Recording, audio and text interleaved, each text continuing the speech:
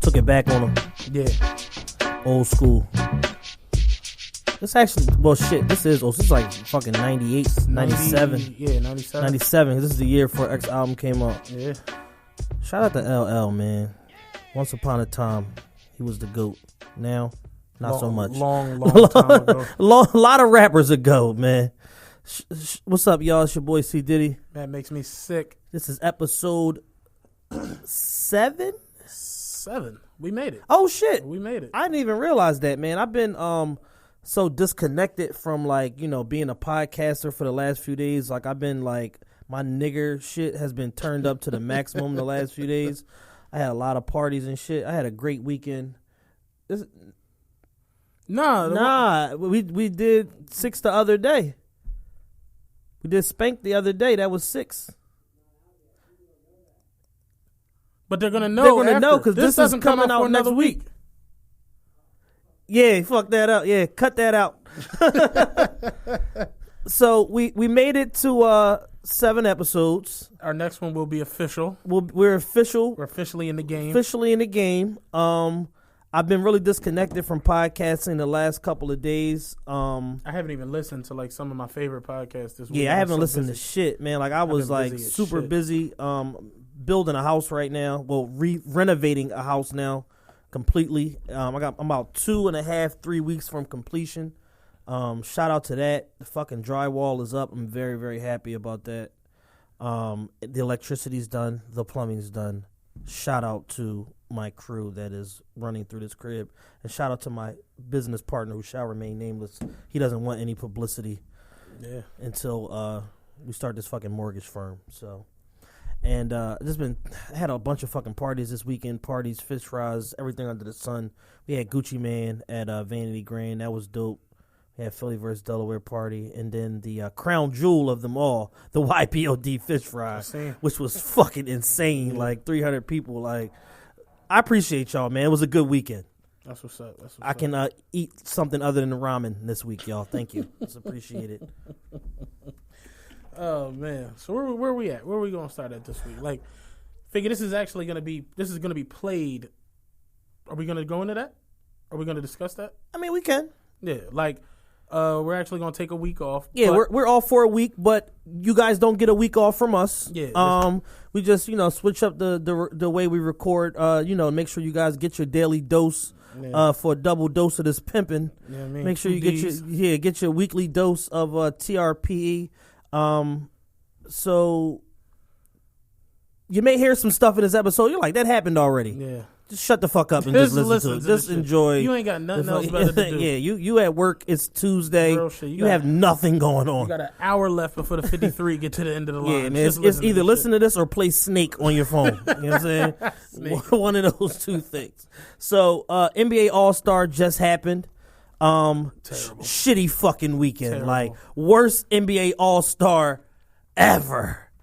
I don't know if it's ever, but it's close. Overall, it was awful. The totality of it from like start to finish. It was terrible. Awful. It was terrible. Like Steph Curry laid down and then got dunked on. Laid down when Antetokounmpo was on the fast break. Like, I don't get paid enough to deal with this. Yeah. This is my contract here. I'm not dealing with this shit. I be at all sorts of like annoying with the.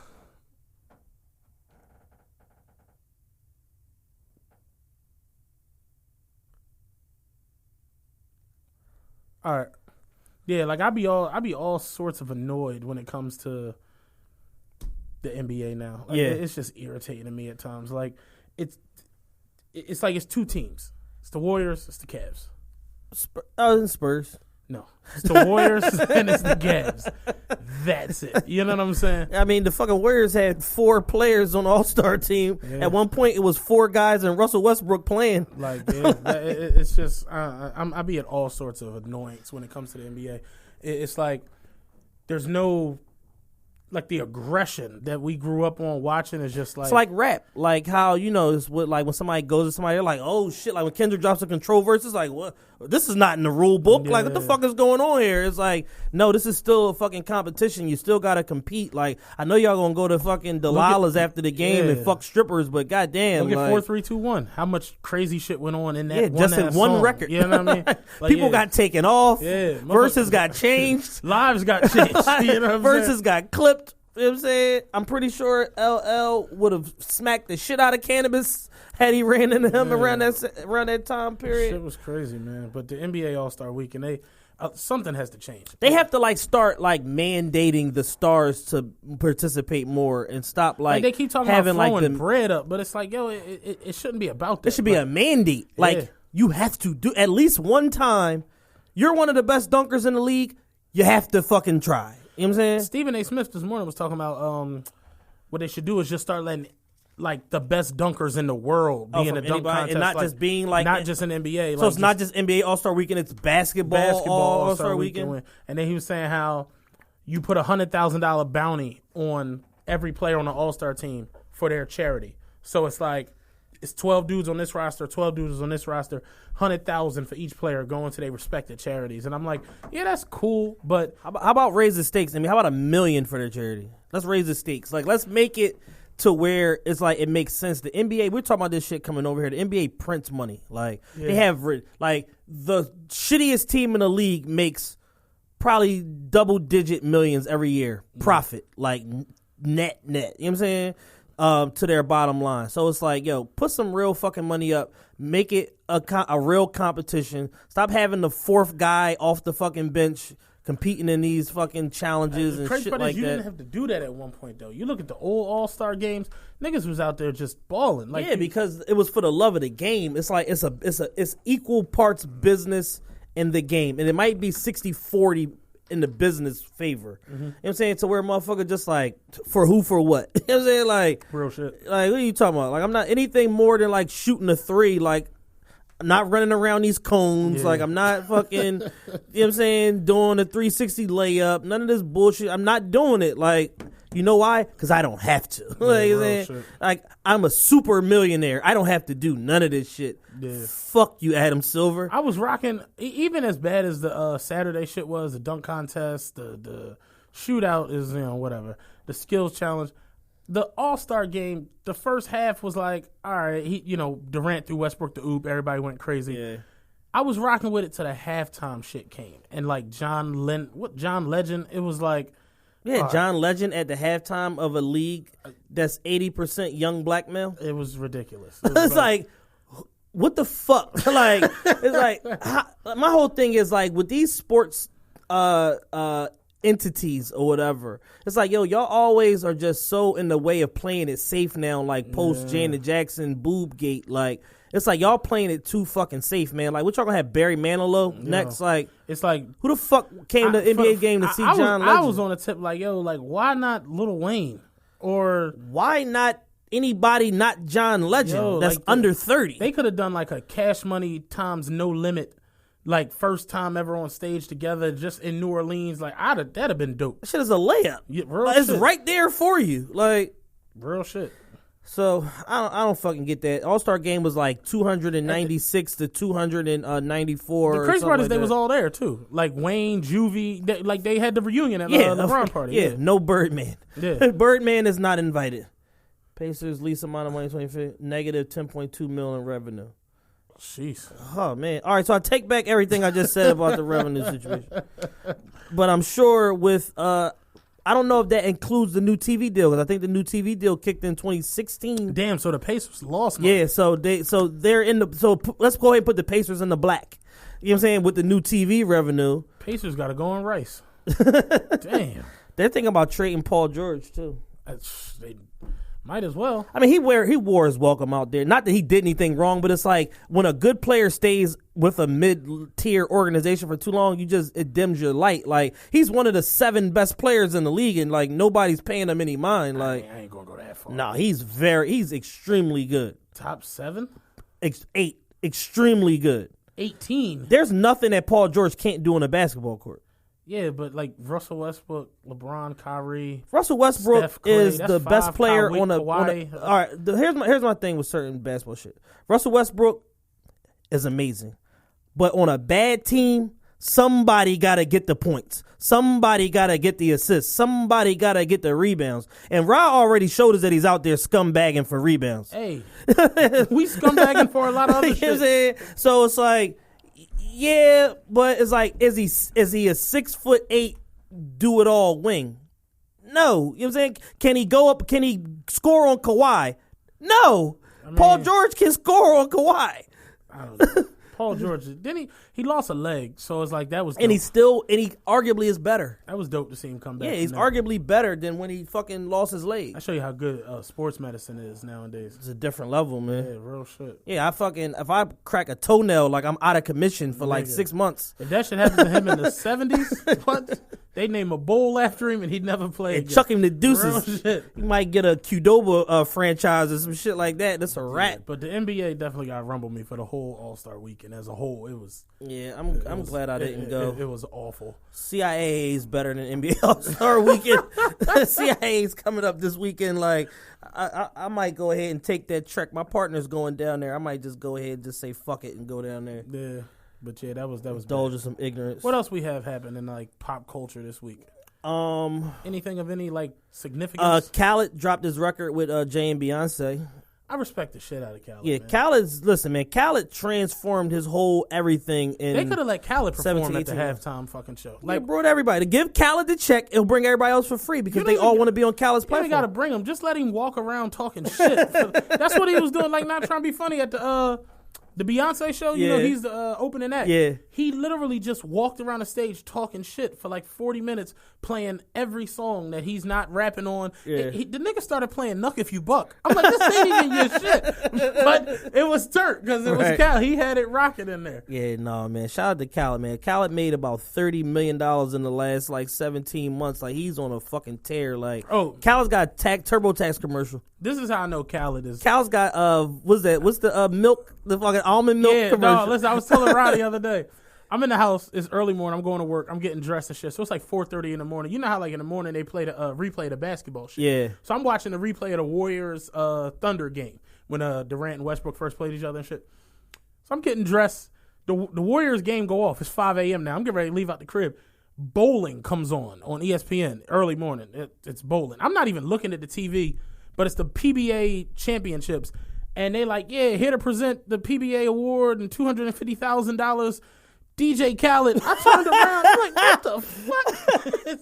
This nigga Khaled. Real Khaled. Not a stand-in fake Khaled. Real nigga Khaled was on bowling. I'm like, damn, Khaled really done crossed the fuck over. Khaled a household name, man. It's like that people are literally sitting around like, yo, Snapchat with D. Jordan.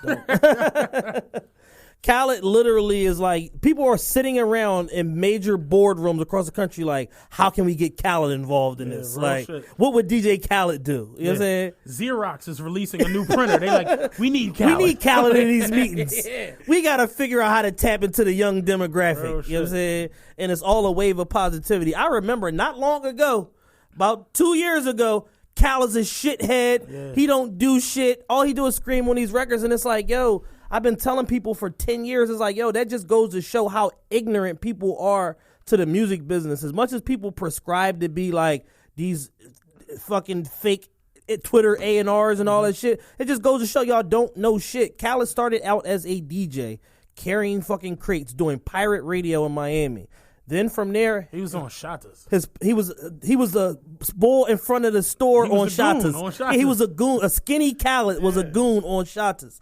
So this pirate radio show got so big, he got picked up by Jams in Miami. He had the #1 mix show on Jams in fucking Miami. He was with Terror Squad the whole time, DJing for Fat Joe, producing his beat Novocaine, and then all the executive production shit that he was doing for his own album. So it's just like, yo, y'all don't know shit. If y'all think that these records would be these records without Khaled, you're fucking retarded because he's the brainchild. He's the one saying, I'm going to put Trey Songz with August Alsina with Jeremiah with this. You know what I'm saying? Yeah. He's the one with the fucking, he's the idea guy. Yeah. nobody respects the idea guy until Jay-Z and Beyonce put their arms around you. Then it's like, oh we love Khaled. Yeah, Khaled's the man. Khaled's the man. Like, you fucking idiot. Khaled was the man 10 years ago. Yeah, they definitely could have let Khaled do the All-Star halftime. I'd have been cool with that. Yeah, they can pretty much let Khaled. Khaled should like announce. He should be like a color commentator. He should be a sideline reporter. Real shit. Fuck it. You know what I'm saying? Let's let Khaled report the games. Anything else going on in the news? Trump is acting a fucking fool. I'm done with him for a while. Blatantly lied the other day. Blatantly. Like, I'm done with him. He's like, yeah, I had the biggest margin of victory ever as far as presidents. Boy, like, well, no, Obama definitely had a bigger margin when he beat Romney. He was like, I'm talking about Republicans. He's like, well, George Bush had a bigger gap than you and Obama. He was like, this is what was told to me. Just sit down and relax. They just don't stop. He's already had a cabinet member fucking resign for blatantly lying. They're like, I never talked to Russia. It's like I never talked to Russia. Well, it says right here in these recorded phone conversations that you talked to not only Russia but to all of them. Yeah. I gotta go. I'm out. I'm out of here. Where are you going? Like, you just got busted. Where you going? Fox News. Yeah, real shit. Like, Trump's administration it's a shit show at this point. It's like every day is literally some more dumb shit. I was listening to something. What the fuck was I want to give people credit, but I can't remember what it was. But they were saying, like, there's a theory that Trump was the Trojan horse for Mike Pence.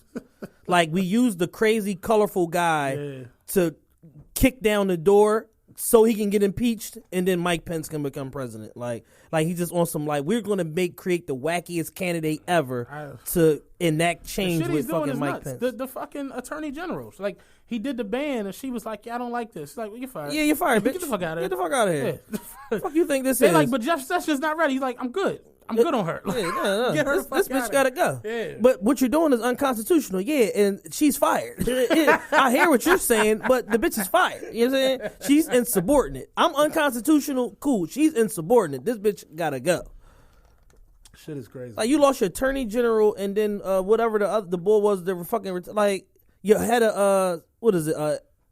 Who knows? What is the title? This fucking word. National security. Okay. Your national security advisor general, whatever. It's like you lost 2 cabinet members in like 4 days. Like, it's been 4 weeks, bro. Yeah. Then drop 3 more executive orders. It's like, yo, Trump gonna run out of paper. This nigga dropping executive orders like mixtapes, like Future drop mixtapes. This nigga's dropping executive orders like, yeah, you know, my new executive order, bitch, get out of here, is dropping next Friday.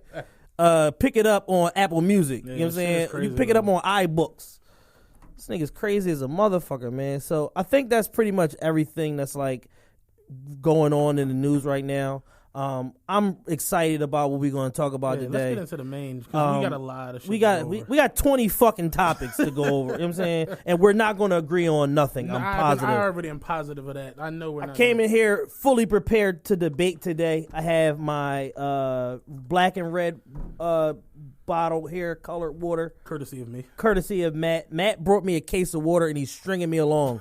He's going to give me a water a week and shit. I think it's like 16 waters. It's like, all right, I don't need you cutting me out of this podcast. I'm going to just bring you a water every time. You know what I'm saying? And I'm a whore, so I'm going to go ahead and, and stick to the fucking agreement here. But yeah, I'm definitely ready to argue, so it is what it is. All right, so arguing time. Bet. Top 5 everything. This is the way we do it here at the show. It's like we had a show where we were arguing over the best R&B group ever. I said Boyz II Men. This silly nigga said H-Town. So it was like, or no, you said Jodeci, then you said H-Town. Then I said H-Town. Yes, both of them. I don't fuck with Boyz II Men. So it's I respect Boyz II Men, but we argue, we go at it. It's like, yo, let's just go over our top 5 everything. All right, so where do you want to start, man? I'm looking at a bunch of shit here that I wrote down. I really did my homework for this show. My top 5 is going to be better than yours all the way around. So okay, well, good luck with that. Cool. All right, so our top 5 debate kind of ended off with, like, rappers and shit, so let's start there. Top 5 Philly rappers. Top 5 Philly rappers. All right. Do you put Will in your top 5? Fuck no. Oh my God! How do you not? He got the first rap Grammy. No. I'm putting Will Smith in there just out of respect. Okay. Will Smith, Beans. Okay. I'm gonna go Cassidy. Forgot about Cassidy. I'm gonna go Cassidy. I'm gonna go Beans. Will Smith. I'm gonna go. Meek. I think Meek has to go in the top 5 Philly rappers ever. Is this in any order? No. Oh, just 5. My top 5. Will, Beans, Cassidy, Meek, and give me Black Thought. Okay. That's the best I could do. Part of your list is right. Hey. The correct list is Black Thought, Meek, Beans, Gilly, and Cassidy. I like Gilly. But they never had like a major. Gilly finessed 3 different record labels out of $300,000+. True. I respect Gilly. True. I like Dutch. I was always a Dutch fan. Dutch literally did nothing except smoke Wiggles the whole Major Figures tenure. That's all he did was smoke Wiggles and make an occasional show up at the studio, man. That's all he did. I like Dutch though. I respect his talent. Dutch is still talented. I like the figures. I like they're one of my favorite. Ab Lava, arguably greatest ghostwriter of all time. I fucked with all of them. But it's like, as far as what they did, I look at Gilly from this standpoint. As far as what he means to Philadelphia, he means everything. I agree, because most of these guys who end up being somebody for, even if it's for a week or whatever, at some point, Gilly put them on a song or did a song with them and helped. You know what I'm saying? Every single one of them. Meek, Joey Jihad. Now, in that aspect of it, like what they give back to the Philly rap culture all day. Yeah. You know what I'm saying? We go in it. But it's just like. That's kind of how I looked at it. Like what they mean to the city of Philadelphia. Like Black Thought is arguably the greatest lyricist of anywhere. Fuck Philadelphia. Like he stood toe to toe with Pun. Like on some rap shit. Will has the first rap Grammy and then turned the song that he won that Grammy with into a career. Like he turned it into a sitcom for 6 years. I just think Will didn't rap long enough. Like that, I think that was like his way into the industry to do other shit, and I respect it because Drake was kind of the same way, but Drake kind of backdoored acting to get into the music industry. My uncles and them, man, they tell me about Will and DJ Jazz when they used to do them parties and all that. He'd be like, "Yo, it was a scene." You know what I'm saying? So it's like what he did. The crazy part was Will was still coming back and dropping multi-platinum albums. You know what I mean? Yeah. So he just didn't rap enough for me. Like overall, Will probably got 4 albums or some shit like that. Yeah, 4 or 5. Yeah, something like, you know what I'm saying. So it's like Cassidy got 7 albums. Yeah, but Cassidy doesn't have much else to do. Like Will has Independence Day and all this other shit to do. But I'm a favor a rapper over a guy that got 800 mil. You know what I'm saying? Like I take Cassidy just on the strength of the battle shit. Yeah, just on the strength of put on a beat, yo. Just off the strength of that, Cassidy got to make the list. Cassidy to me has like the most Philliest line ever. He was rapping and he was like, my clip long like Yao Ming, the Chinese ball. Like that's Philly as shit. You know what I'm saying? Like I fucked with. About to write the Philliest rapper all time, nigga. Chinese ball. Cass is in there. Beans, of course, is definitely Beans is in there. Beans did some legendary sucker shit recently, but he's still in there. I think Meek is ascending still, but as far as no one, I got Meek too. Meek has numbers that no one has done outside of Will. Yeah, that's what I'm saying. So, I got Meek too, just for the simple fact like of none of these other niggas have number 1 albums. Meek last album went number 1. DC4 sold 83,000 units as a fucking mixtape, and he put it on free sites too. So he cheated himself in that regard. He probably could have did $130 or something like that.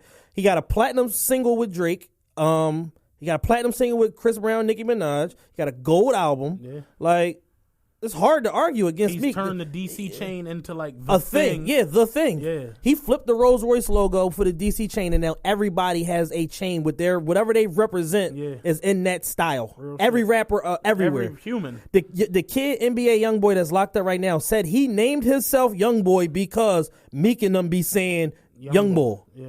So that's why he named himself that. Like Meek's influence from a street level for the young niggas, hell yeah. Unmatched. Hell yeah. Unmatched, and that's locally and nationally. Like all these young niggas here are dying to get next to me. Like when we was young, it was like, yo, I want a dirt bike and a fucking Rough Riders vest. Right. Now they want dirt bikes and like high top red bottoms and little Scullies. You seen Meek on the motherfucking on a bike with the red bottoms on? He was killing that shit. You know what I'm saying? So it's like, and Meek reintroduced the fucking bike culture nationally.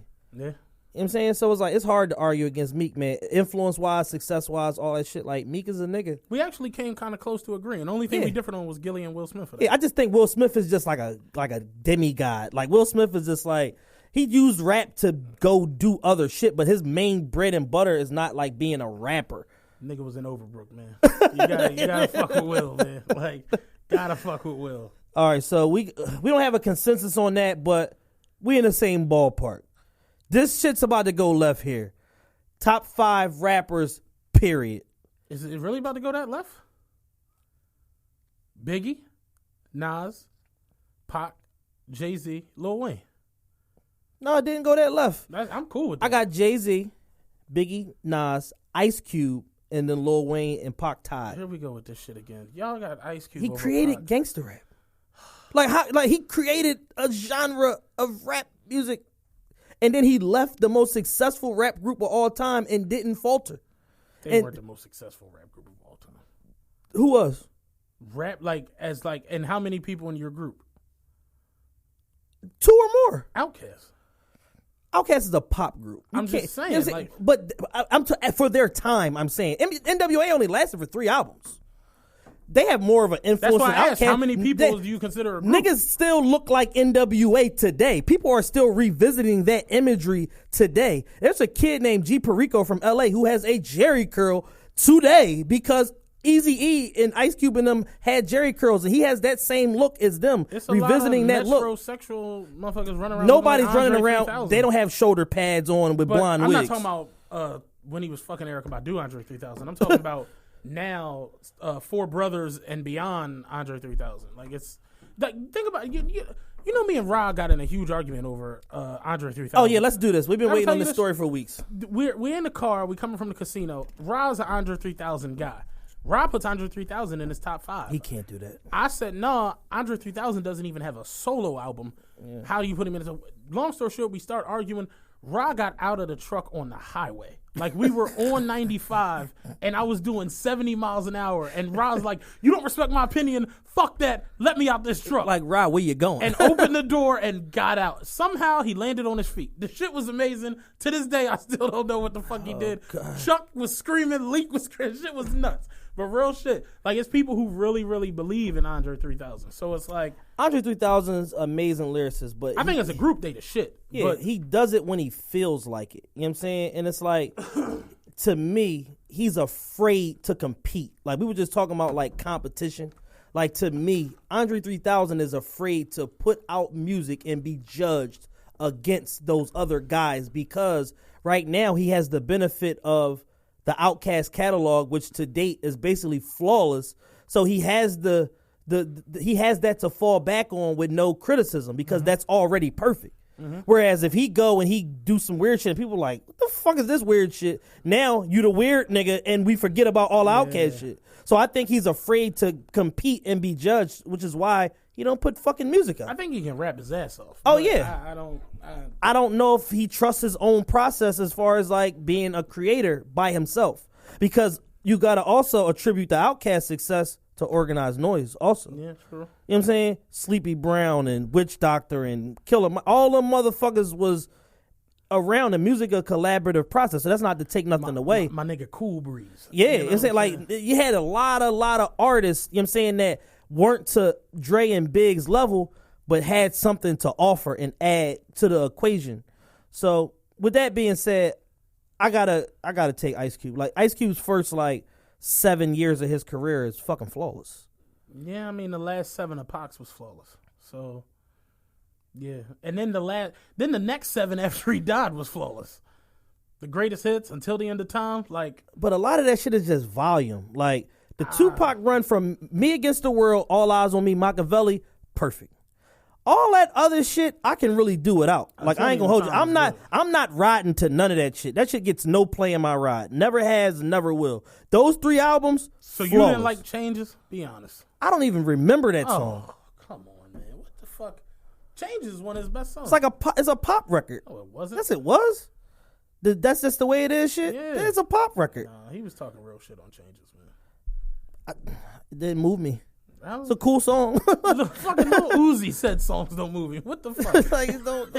Like, I'm definitely putting Pac in my top 5. I mean, Pac's tied with Wayne to me, but they have very similar trajectory as far as being artists. They had a time where they were the hottest. As far as music made that got felt, Pac might be number one in that regard. In that regard, he's number one. Like when he made Dear Mama, shit, like even Brenda's Got a Baby, which I'm not necessarily a fan of. Yeah. People react to that shit. Like Pac make them songs, man. Yeah, absolutely, and I respect that about him. But he didn't create gangster rap. Yeah, that's cool. Like he didn't create a genre. He didn't create a Eazy $1 billion deserves just as much credit as Ice Cube. But for being the performer, because performers and artists get remembered. But Cube was the pen, and Cube shit is just as better than Eazy's shit. Straight out of Compton, a crazy motherfucker. Eazy had the Eazy verse on that song was retarded. Who wrote it? I know that. I'm just saying. Eazy was the performer. You know what I'm saying? Like Eazy was he was the performer. But understand, like, I put Ice Cube in my top 10, but I'm not putting Cube him my on top 5, man. That's cool. Fuck you. My top 5, man. All right, which way we going next? We got a million fucking joints to still go at it about. Yeah. Hold on. I had top 5 albums somewhere. Rap albums. Top 5 rap albums. This is in order. Life After Death, Reasonable Doubt, Chronic, Doggy Style, Machiavelli. Done. That's good. Hard to compete with that. That's good. I can fuck it up. You can. But that's strong. Life After Death, Illmatic. I forgot about Illmatic. I'm going to piss a lot of people Illmatic's not my favorite Nas album. Oh, yeah. It was written as. A lot of people say that. It was just a. Illmatic is perfect. But Illmatic was just a little bit, even with Flawed, it's more my style because he was just talking that talk. Yeah, I give you that. I've heard that from a lot of people, so I'm not debating that. Illmatic was my shit, though. Life After Death, Illmatic, All Eyes on Me. As far as my favorite, like some shit I'm always going to play forever and a day, I ain't gonna hold you, dog. I'm gonna put It's Dark and Hell is Hot up there. We argued about this last week. I respect that album. Just because it was really my shit. Like after our talk about that, I kind of went back and skimmed through that album. It has depth like a motherfucker. It's 18 songs on there, and it's shit on there that I forgot about that's on that album. To me, it's one of the best albums ever. It's a great album. It's all that, and then I'm gonna put the Chronic up there. Chronic is just, and it's crazy though because on certain days, if I do that list again, I might take the Chronic off and put Doggy Style on because I like Doggy Style just as much, if not more, than the Chronic. I had a debate with a bunch of people. Those people were saying that Snoop Dogg is not a legend. Yeah, that's. And I'm like, that's an asinine fucking statement. Shit. And they argued that he didn't have a classic album. I'm like, did you miss Doggy Style? Like. Low key, Snoop might have 2 or 3 classic albums. No Limit Top Dog was the shit. Yeah. Rhythm and G was the RNG was the truth. Like, for real shit. Snoop every year he just successfully put out some shit. Even his weird years where he was doing like the shit with Pharrell and the sexual seduction. Yeah, like with Shorty Red. That shit is amazing. Every year he just had a smash. So it's like, you gotta respect Snoop for that.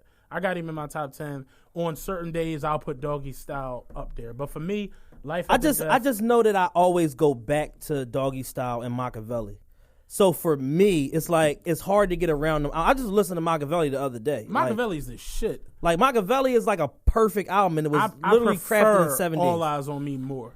It's definitely more balanced. The way it comes on. Machiavelli is just that raw My aggression. only knock on All Eyes on Me, the first time I heard it was like, what? Like when I went to listen to California Love, I'm like, what is this shit? Right, because they don't use the they don't use the video version. Yeah, like that shit just irritated me. But other than that, I'm 100% cool with that album being up there. Yeah. So Life After Death, Illmatic, All Eyes on Me, It's Dark and Hell is Hot, The Chronic. Life After Death, Reasonable Doubt, Chronic, Doggy Style, Machiavelli. I just love West Coast music, period. I can't wait to see our mentions when this shit comes out. Oh, it's going to be shambles. This is going viral. Everyone's going to be This is going to be our biggest episode. I can't wait. You know what I'm saying? This is going to be our biggest episode. So, nigga, how the fuck could you put that up there over top? Fucking, you don't like Illmatic, you a dickhead. Yo, you a dumbass bus driver. How the fuck you ain't? I already know. I'm fully prepared to be called a dickhead. You know what I'm saying? Oh, yeah, my honorable mention for my rappers before we go away from this was Scarface and Rakim. up until probably 2007, 2008, I would put Rakim in my top 5 just because of how my uncle used to be all hype about him. And then once I went back and listened to Rakim, it's like, holy shit. Damn, this nigga could really rap. And then you saw it, even when he did like the 20-year Air Force One joint, when he was on it with Kanye, Nas, Rakim really was rapping. Like the only one who got him to me was Nas. You know what I'm saying? And it was like, he clearly rapped better than KRS-One on there. It's like, Rakim was really the truth. Rakim was that nigga, man. Lil Wayne just propelled the consistency. It's just a lot of these niggas. And that's why these lists always change, because somebody can get hot, but Lil Wayne got like astronomical, like a different type of hot. And I feel like Drake did the same exact shit. And it's just like, this is my thing when I do those top 5s, top 10s.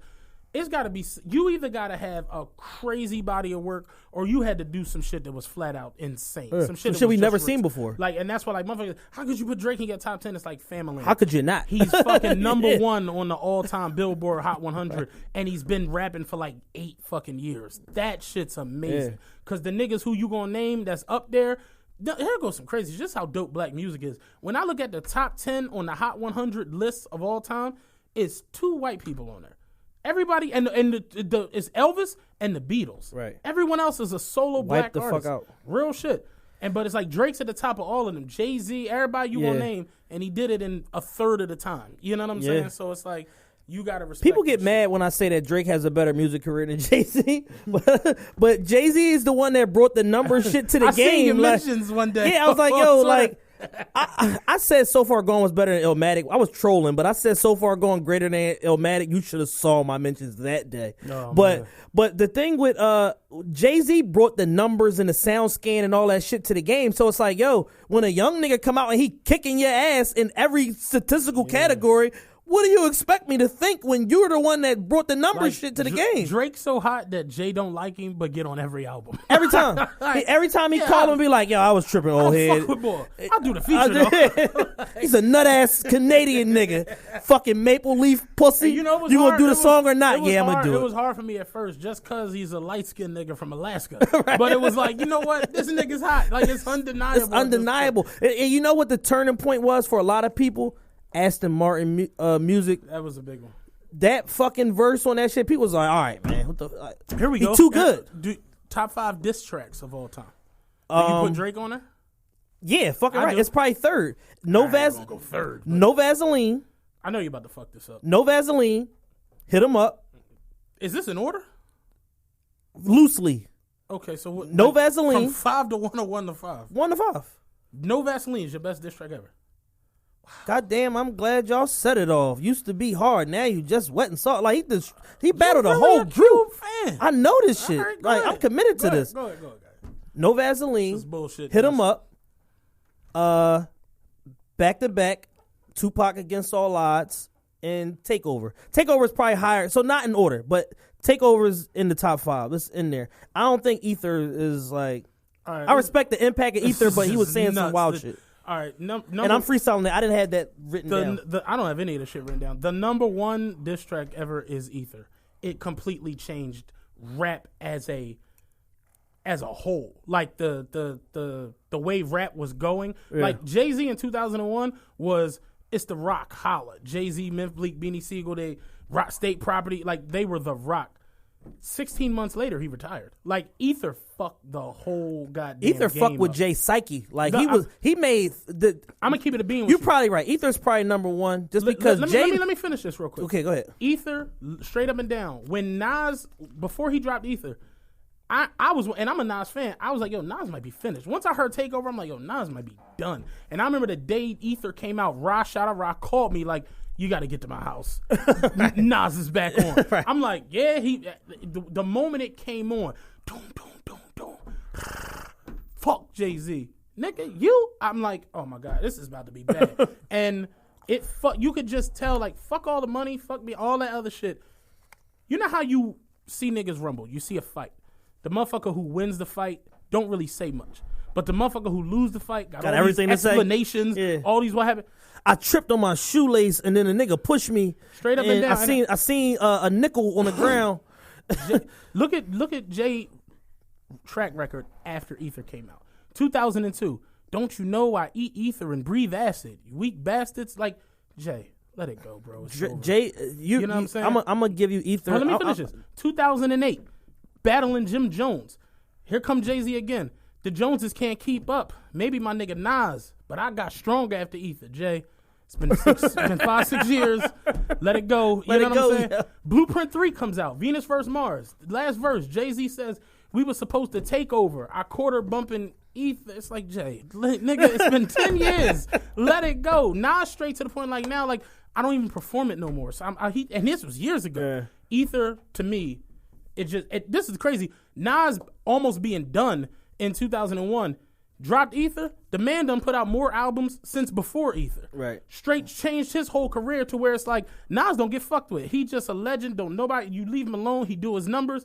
It's just there. Nigga selling Bevel. It's just Nas the man. And on a low, Nas had a dope disc record against state property that came out right before that. Hit the freeway, bounce through Memphis with money bags, go to Philly, eat a cheesesteak, and eat beans fast. That was the shit. Like he was going off on that was the warm up. That was his charged up. That was the warm up. This shit actually started with Bleak. Yeah, he jumped out the window. Yeah, like you know, your lifestyle's written, so who you supposed to be? Play your position. And then Bleak dropped the what you think of that, and Nas was like, "You want ball till you fall? I can help you with that." Yeah. You know what I'm saying? That's where that shit actually sparked. And Jay, like, look. I'm Jay, I'm Hove. I got a white do-rag on, a lot of ice. Yeah. Let me go ahead and get Nas the fuck out of here. And it seemed like it was going to work, but no. Yeah, no, I gotta give. I'm gonna go back. I'm gonna give Ether as number one. Ether's the best diss track. No Vaseline is number two. It just completely changed everything. And Nas did it by himself, so I respect that type shit way more. He took on the team, and he had Chris, Neef, everybody on Hot 97 dissing him. You know what I'm saying? That shit was crazy. And Nas he laid in wait in the whole for Dolo. The impact part. I'm gonna tell you what made Nas one of the best rappers ever to me. I mean, he was already that, but if you go to what was the album that came out right after that? Godson. He's got a track on there called "Last Real Nigga Alive," where he breaks down the whole King of New York shit from start to bottom. How he was hanging out with Biggie, Wu-Tang came like, yo, Big and them on you. Yeah, like the shit was. That's one of the best songs to me ever. Yeah. And there's just it. No, not that Ether. The impact of Ether and the fact that it's almost like how. All right, so the impact of Ether and Nas saying that shit that make your soul burn slow, and the fact that Jay was still rapping about this shit 10 years later, and he had all these rebuttals and all of these, well, this, that, and you lost. You lost. You know what I'm saying? They said literally, people from Rockefeller said that was a dark day at Rockefeller. When I seen Beans on them on the radio, like, yeah, Nas got him. We still beat that nigga the fuck up, but he got him. Like, you know what I'm saying? So I got Ether at 1. I got No Vaseline at 2. I got Hit 'Em Up, and I only put Hit 'Em Up there because of the rant. Because the rapping on Hit 'Em Up was... It ain't amazing. It wasn't amazing, but the rant at the end was fucking everything. Arguably, pick any outlaw, their verses are better than Tupac's real verse. Shit. Like, I ain't even gonna argue that one. I'm gonna put Back to Back at number 4. It was nominated for a fucking Grammy. Yeah. And then number 5, Jada's freestyle against going at Beans. That shit was all that to me. What about Bean shit going at Jada? Wasn't as good as Jada's. Hard Knock Life tour, I'm hugging your mom. That took it somewhere else. That shit went way over there. Like Jada and Styles and them was that good at dissing to where they could really just take it way over there, like way left. Remember the one John when Jada was like, over the Jig of My Nigga beat. I ain't the all, but I'm ready to build. Niggas is ready to die because they ain't ready to kill. This is a man's world. Go ahead, keep fucking with Kiss. I'll see to it you visit your man's bitch. I'm like, well, like they just that always, escalated. They quickly. Just always had a knack for going left. You know what I mean? So yeah, I put Jada's John against Beans at the 5th joint. I'm gonna have to revisit that John, but you got a strong list. I like that list. You made me rethink the Ether shit. Ether fucked Jay around. His head was like... It was all over the place. I need a nap. I need a nap and some milk, some almond milk. Y'all can bullshit with rap if you want. Like, yo, Jay became a successful businessman outside of shit, but no, Jay had to step away from that shit. The Ether was crazy. Jay, can we real quick... Jay's had a lot of moments in his career where he was like, you know what? Nope, I'm going to chill out. You know what I'm saying? Like...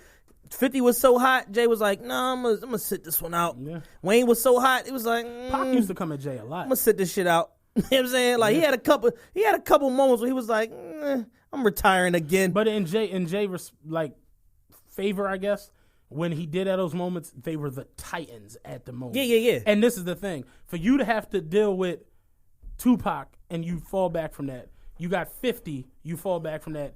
Lil Wayne, and you fall back from that, that just shows Jay-Z's decency and the fact that Pac was 96, 50 was 03, Wayne was 07, 08, and Jay was there for all of that shit. Yeah. And it was like, but that's also part of what makes Jay, to me, the GOAT, because you can't argue with his track record. Exactly. Like, he been here through all them eras. He like, did it. From the Kane era to fucking still now. Like, people still care about Jay-Z versus now. Yeah. Like, he has great verses within the last 5 years. I think Jay is me personally, I don't ever want to hear another Jay album. Honestly, I don't want it. I would have been cool with not hearing another Jay album after the Black Album. I'm gonna just keep it being. That would have been the fadeaway. That was what it was. It was the Jordan fadeaway. Arm in the air. The Black Album and was just great. Like Jordan, he couldn't help himself. With a Wizards jersey missing dunks. He couldn't help his fucking self. What the fuck? Jordan missing dunks. You're like, this is some sad ass shit. That's like Aquaman drowning. Like, you pissed when you see Jordan miss a dunk. Yeah, it's like when you see somebody. Jay came back and dropped that Kingdom Come shit. I'm like, oh, I was like, this ain't it. Like, no. People have tried to argue that we don't understand the depth of. I've said that shit is bullshit. Y'all don't understand the depth of what he was trying to say, and he was trying to paint a picture. Do that because you don't gotta understand none of the other depths. It ain't good. Like, the shit is just it ain't not good. Jay sold us the blueprint and just talked shit for 14 tracks. And we love it. It's one of the greatest albums of all time. He just talked shit it told a couple stories. I like the Blueprint though. I think it was his. But it's his at his time. It's his third best album, second or third best fucking album. I personally got the Black Album is my favorite Jay album. This is my 3: Reasonable Doubt, Black Album, Blueprint. Like that's the 3 for me. I'm Black Album first. Black Album, Blueprint.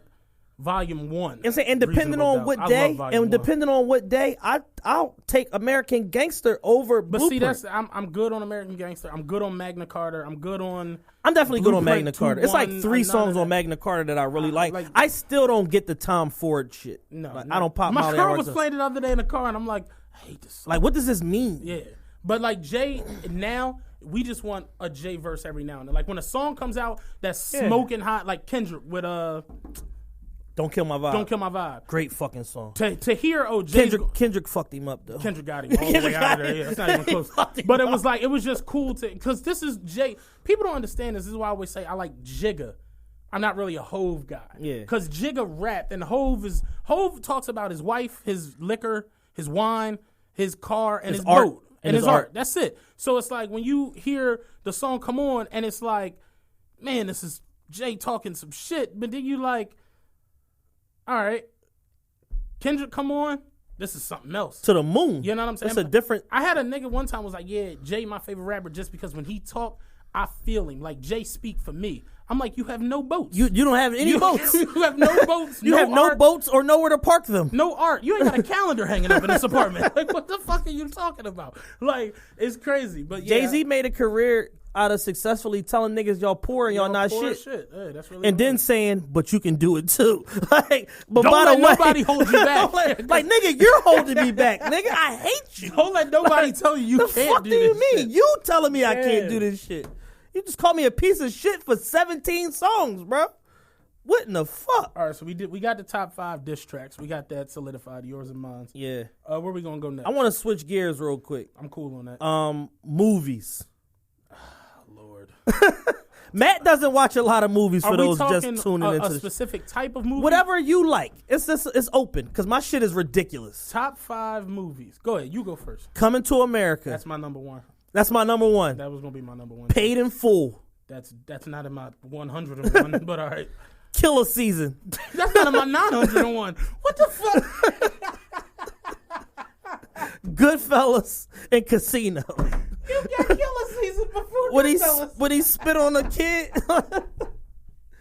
Yo, I got 2. As you get, I love Cameron. You know I put state property over fucking Killer Season. Killer Season was shot with a Nokia phone. Yeah. Like, yeah, I watched Killer Season in my car. Never turned it back on. They shot that shit with a Nokia phone and edited it on fucking on iBook fucking editor and shit. All right, I'm gonna be sensible because you're clearly playing around. Coming to America, Trading Places. That's up there. Goodfellas is definitely up there. Godfather 2. I didn't like Godfather 1. It's long as shit. It's 92 days long. I watched the allegory version of The Godfather with 1, 2, all the shit that ties them in together and all the deleted scenes. It's 7 hours. Yeah. Easily. I can believe it. Took me 4 days to finish the shit. And low key, I got to put it in my top 10 because when it came out, my house used to be the spot. And everybody who was there remembers this. It was a bunch of motherfuckers in my crib. 300. When that shit came out, everyone was high. 300 Part 2 was terrible. I couldn't get through it. It was one of the worst sequels ever. But 300, definitely my shit. I'm putting that up there. I can respect that list. I mean, I have no choice. I put Killer Season on my list. You gotta be but Paid in Full. Have you seen Paid in Full? No, I never seen Paid. All right. Of course I seen Paid in Full. Paid in Full. I'm telling you, man. That shit encapsulates a time period in history.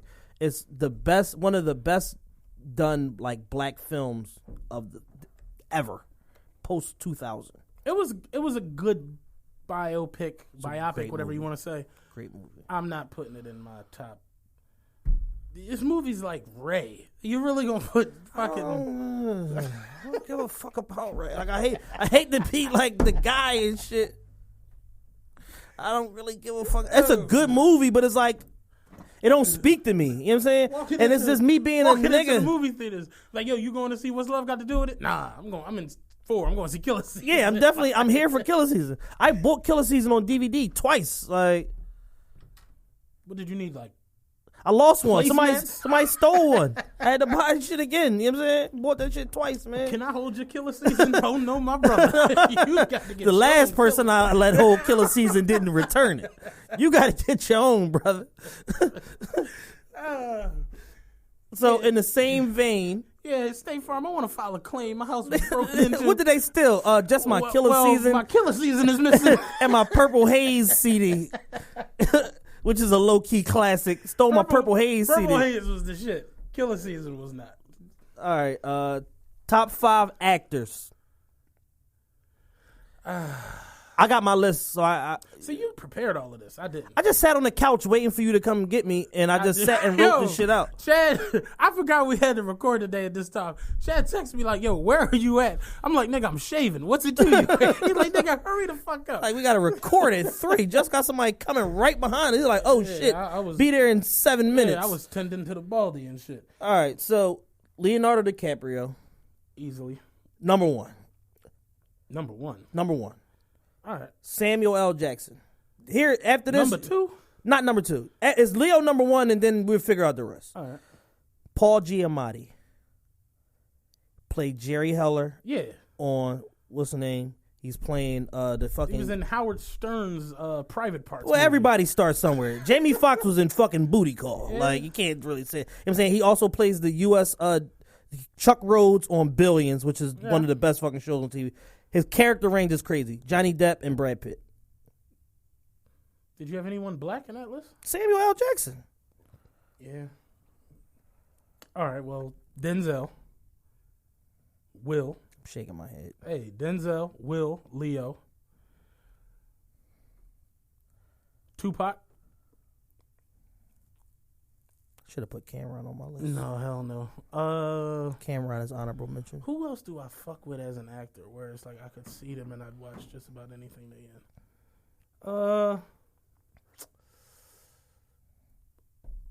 I'm gonna go ahead and say Wood Harris because I like Wood Harris. Wood Harris is dope. I like Wood Harris is Avon and Ace. Avon from The Wire, Ace Boogie from Paid in Full. See, Paid in Full's got to be in the top 5, I don't dog. Fuck about Paid in Full. Remember the Titans team.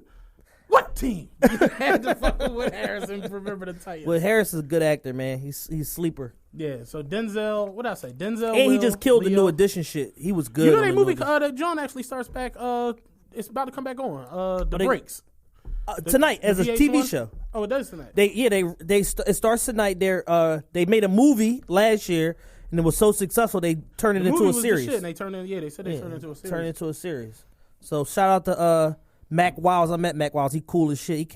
Mac Wiles came to After Midnight, dog. Oh wow. 5300 Market Street, like had all the young bitches in that joint. You know what I'm saying? Mac took pictures with every single one of them. Mac Wiles thorough, man. I fuck with Mac Wiles.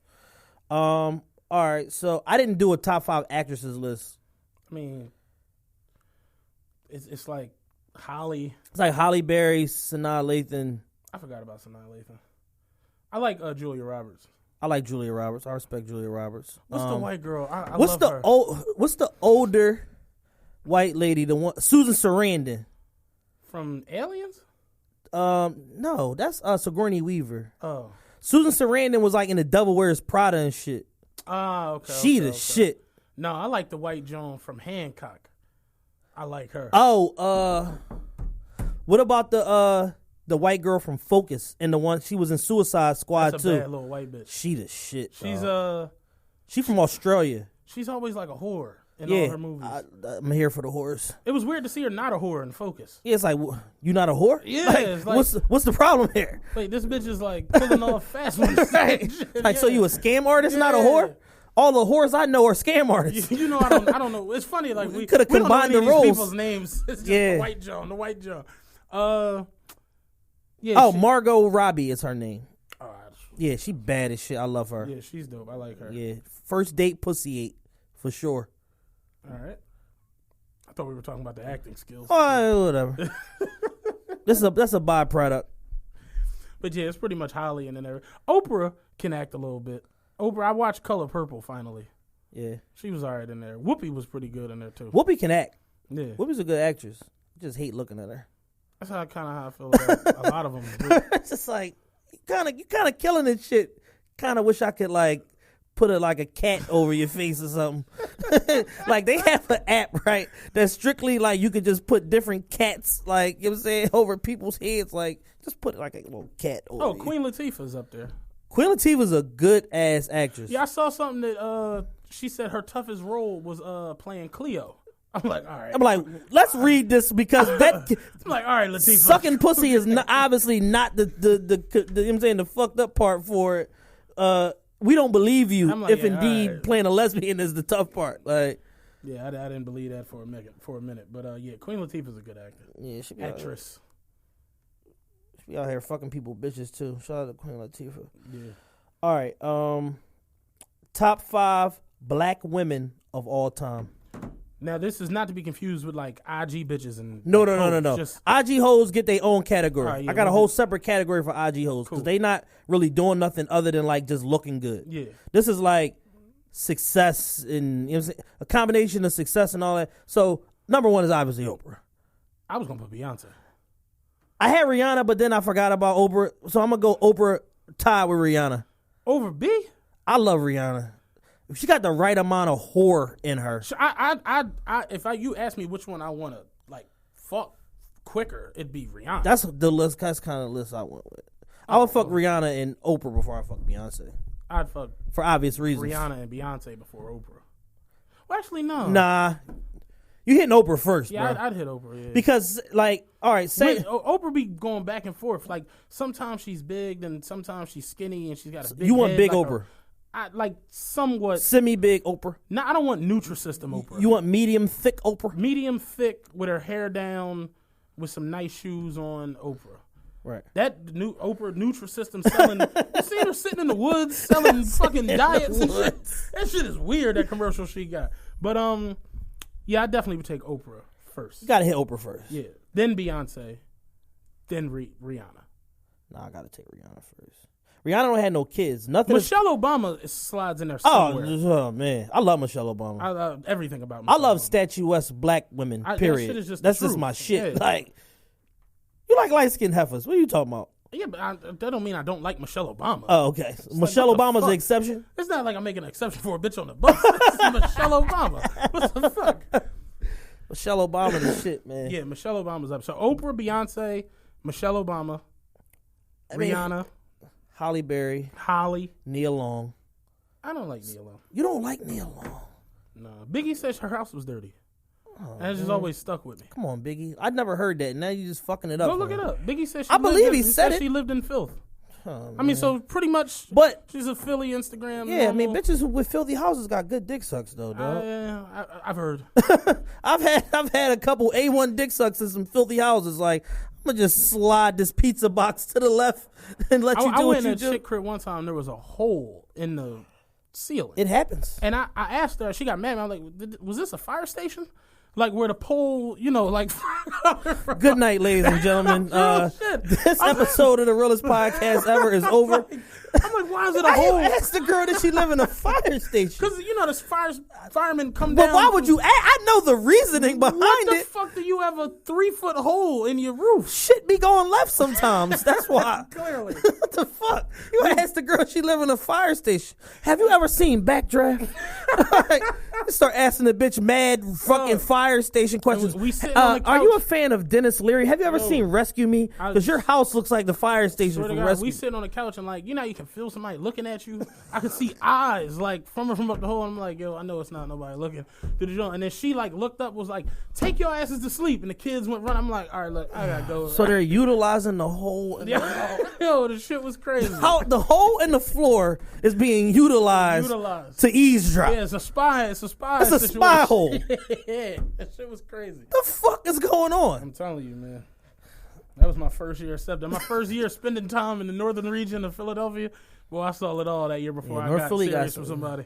Yeah, I mean, I got probably when I was about 20, I got an amazing dick suck from this girl on 48th and Farson in a house that was probably could have been condemned. You know what I'm saying? Like, it was like an abandonment. It could have been condemned. It was a 3-story crib, little dumbass fucking bedroom with like a door with no handle on the door. Like, you just push the door closed. Dick suck was amazing though. You know what I'm saying? Dog, I remember my homies had an abandonment and the basement. It was horrible, and the steps were missing from like going from the basement to the first floor inside, because it was you can go up the steps into the living room.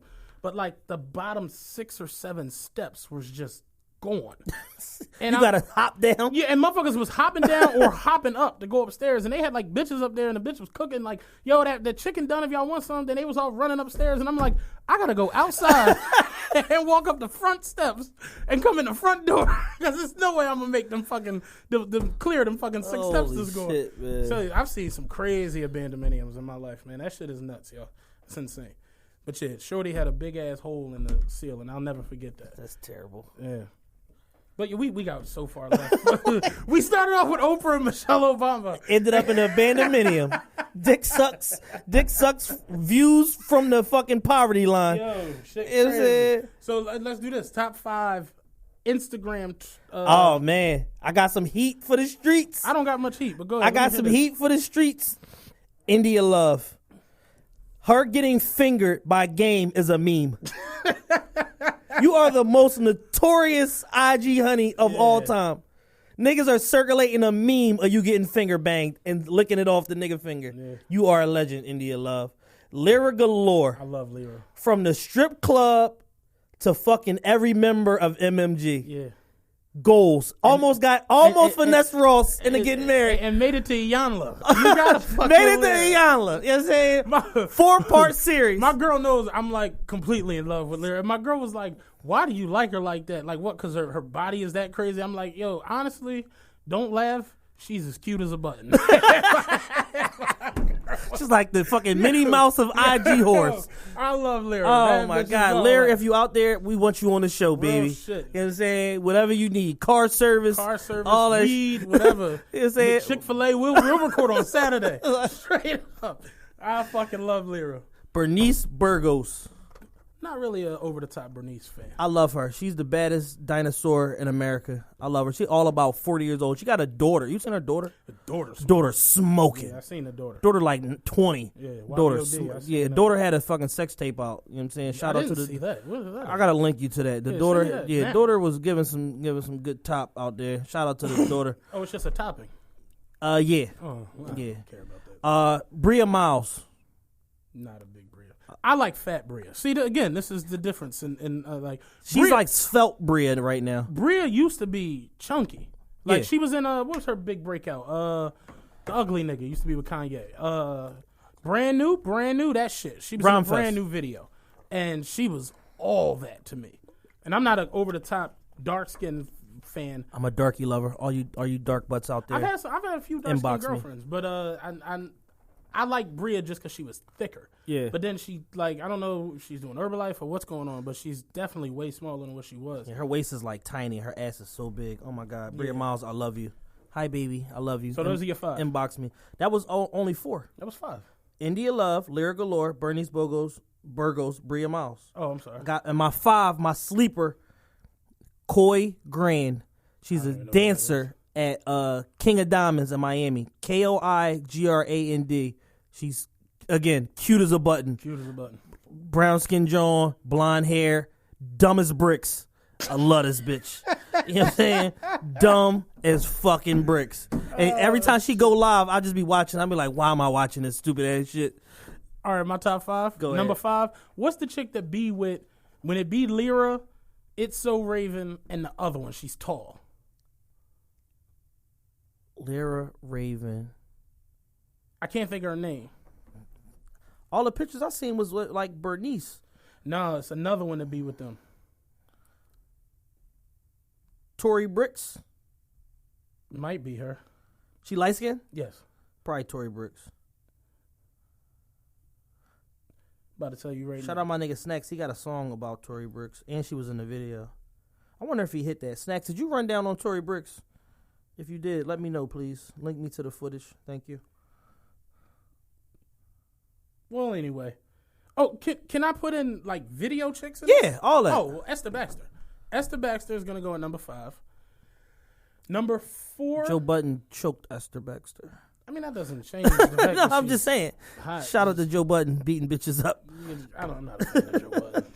Joe Budden blocked me on Joe Budden blocked all of Philly. Don't take it personal. I'm like the only one that's not blocked. But the reason that he blocked me was so immature. He always wears vests. And I took, Scrappy. Did you call him Wesley Snipes? I'm about to tell you. You remember him and little Scrappy always wear like ugly vests. Yeah. So I took both of their faces and put it on the Best of Both Worlds cover over R. Kelly and Jay-Z and called it the Best of Both Worlds. Blocked. What's the chick he used to fuck with? The one that like his most famous chick. Tahiri. She saw it and reposted it. And I guess he's seen that I made it. You're done. You're done. You're done. You're done. So I was done on Instagram. Then on Twitter, the nigga was performing at what is now Rich Capital. It used to be the Island. The Island. He was performing at the Island on top of the pool table. On a pool table. I tweeted, "Yo, this nigga Joe Budden is performing at the Island on a pool table. You're done. You're done. Yeah, I'm like, I was reporting the truth. Big man, you're done. You're done on everything. You're done on all forts, big man. You're done. You're done, big man. But yeah, Esther Baxter. And then I'm going to put Tahiri at number 4. Fuck Joe Buttons. Respectable. Number 3 is It's So Raven. I like her. She's bad as fuck. She's bad as shit. Number 2. She's another one with a big ass. Number 2, Lyra Galore. Because, again, she's as cute as a button. Cute as a button. And number 1, you already know who it is. Go ahead and tell them. The Westbrook. Bree Westbrook. Yo, I swear to God, them big old light skin titties. Man, listen. Bree Westbrook is all that to me. Shout out to the whole Westbrook family. We obviously we love y'all. We watched y'all show. We are y'all number 1 fans. Real shit. My cousin Qua, again, with the fucking other Westbrook, he sends me the picture the other day. Morgan. He like, see, that's why I like Morgan right here. Look, she got some new tattoos and some shit like that. Morgan bad, man. They all some work. They're a good looking family. Real shit. All right, so we done with the shit. Where we gonna go next? How weird is this shit about to go? Oh, how about this? Let's just do this because I already know you about to fuck this up. Top 5 R&B singers. Oh, all right. Bobby Brown. Honorable mention, Chris Brown. Drops mic. You're serious? I didn't write any other names. You want to see my notes? Bobby he's in the top 5 maybe. Like, Bobby's an underachiever.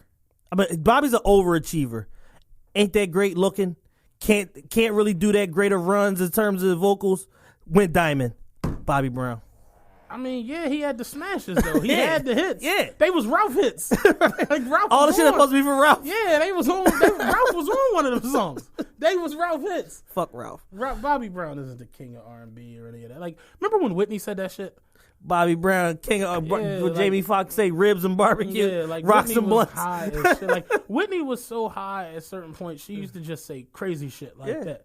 Yeah, it was absolutely nuts. But the king of R&B is R. Kelly. It's not even close. It's like Yeah, he peed on that little girl. Cool. R. Kelly ate ass and looked dead in the camera and then told everybody that it wasn't him. Yeah, like, no, that's Avant. That ain't me. What the fuck wrong with like, you? R. Kelly, half your braids are out, nigga. Like, Avant got a Caesar, nigga. Like, we can see you, nigga. That's my brother, Tony Kelly. That is not me.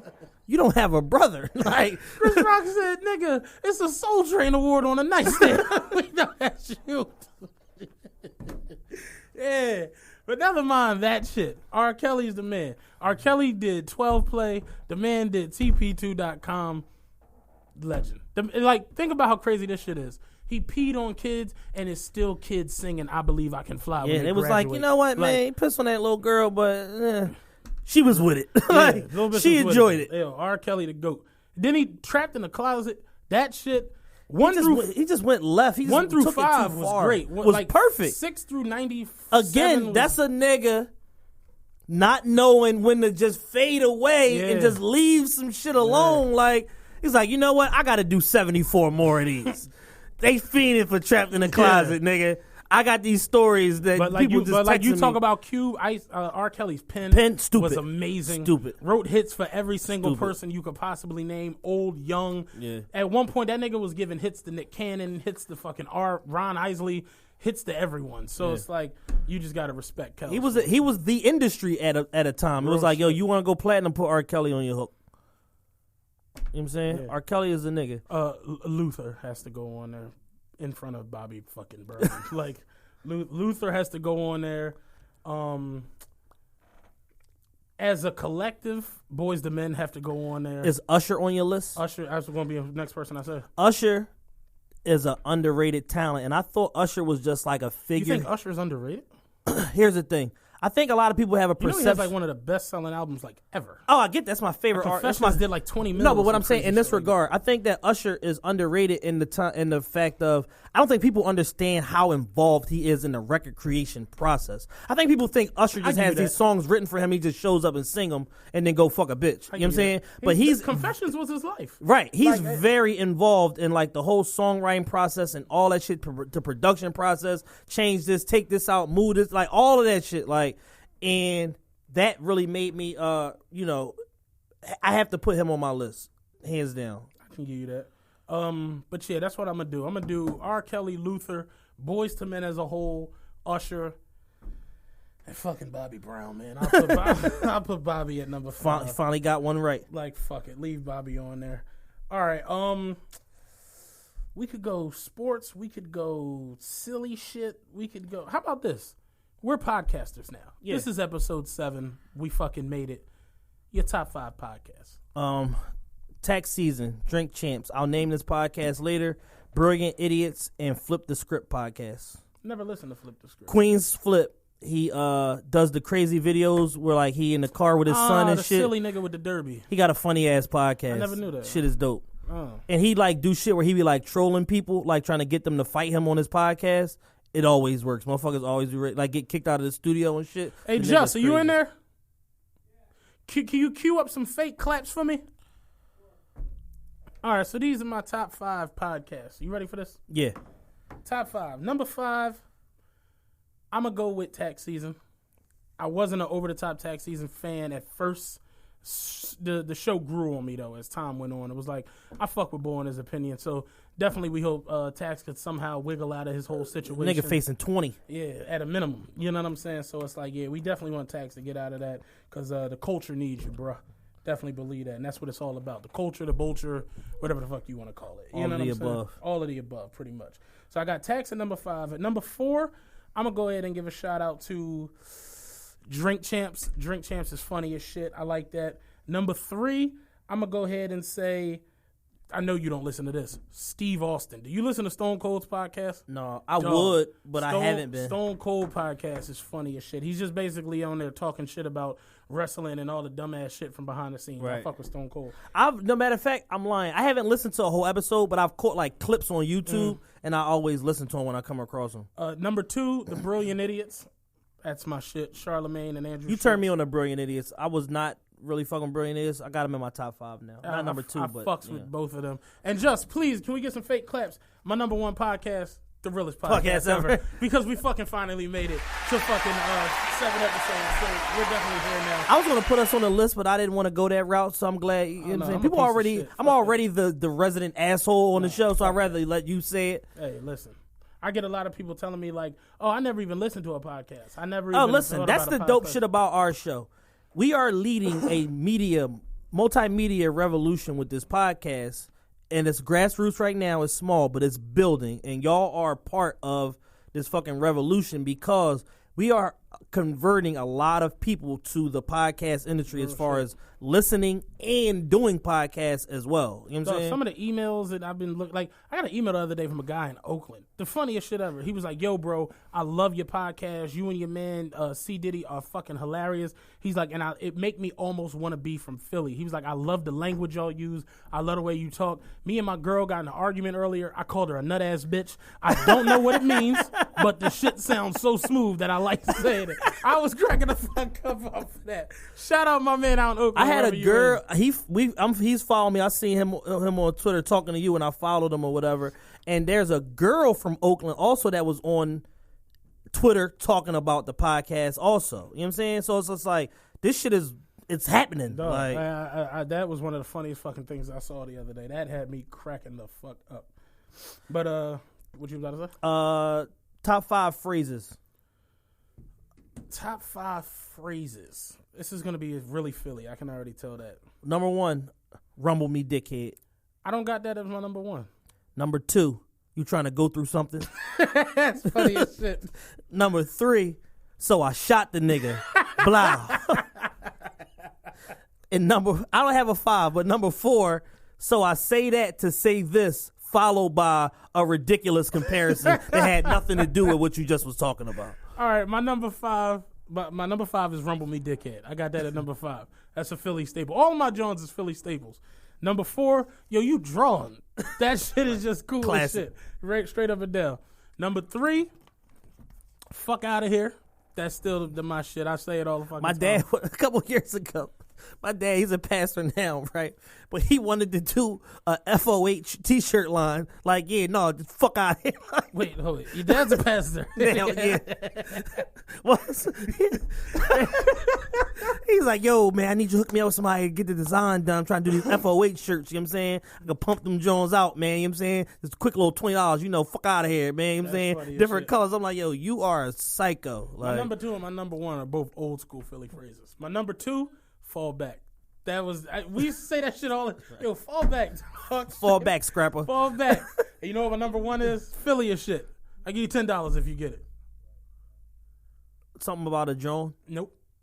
I didn't even think about putting Joan up there just because that's become so universal. Yeah. But no, take a guess. Philly shit? Philly term, greatest term ever to me. During my youth, my middle school, high school years. I don't know. Yo, you going to the Joan this weekend? Early. Early meant affirmative. No matter who you was talking to or what you was talking about. Yo, was it bitches down there? Early. Yo, that shit was the truth. Early tried to replace Joan for a minute. Yeah, early was everything. Early was our shit. It was a noun, a pronoun, an adverb. It was fucking everything. Early. That was the. Didn't somebody have a song called Early? I'm positive Freeway probably had early 1 through 17. I'm sure of it. You know what I'm saying? No, non-brigade. Early in the game. Early in the game. Southwest shit. Yeah. 58th Street. Yeah. Early. That was my shit. Early in the game. Shout out non-brigade. How many non-brigade references? Oh, man. The original Meek Mills was in non-brigade. Yeah. He did a whole interview talking about how Meek Mill stole his name. How about it? Shit. Few cared, but you know he definitely documented it for the culture. Few cared. All right. Top 5 cell phones of all time. Oh man, listen. All right. So my top 5 cell phones. All right. This is what we're gonna do. Number 5. Clearly, the one I'm using right now has to be on the list. The iPhone 6 is. I don't even want the 7. I love my 6S. I've seen everybody has all these issues with the charger port and the headphones and all that goofy shit. Charger port is fucked up on the 7. I don't even want it. I was telling my girl yesterday, I got the iPhone for life shit, and I'm cool. I'm staying with the 6. If the 6S goes bad, I'm gonna just get another 6S. I love the 6S. Let me get a fresh 6S, bro. Number 4 cell phone ever. The Nokia with Snake on it. That was the fucking shit. Didn't really do much talking, but I fucking like got to like level 99 on fucking Snake. So that was the shit. Number 3, the Razr. Amazing fucking phone. Number 2, the first iPhone. I used to call it the Silverback Gorilla. The first one with the silverback that was kind of fat. Remember the iPhone 1? Yeah. I literally kicked it down the street one day. Picked it up and kept on moving. Like, it literally, like, it was that durable, the first iPhone. Right. And then the greatest phone ever, hands down, my fucking Sidekick. Man, I wish I was telling my girl the other day, I almost want them to bring out Sidekicks again.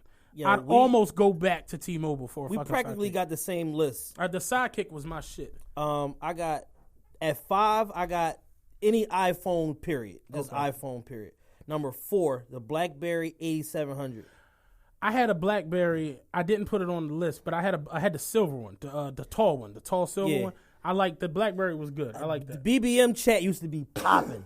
I was talking to a lot of niggas, bitches. Was trading some illicit images with some niggas, bitches on BBM. Can I revamp my list real quick? Yeah, go ahead. All right, so I'm gonna keep my iPhone 6 on there, but I'm gonna move that. In fact, no, I'm gonna take my iPhone 6 off the list. Okay. And at 5, I'm gonna put my Nextel i1000. Dog, I'm gonna put that on because listen, this is how crazy the Nextel shit was. This is way before AO was on Boost. Yeah. And doing the commercial, like way before Boost even happened. Nextel, it was like $1,000. I remember like my dad like had to get the shit for me. I was in high school.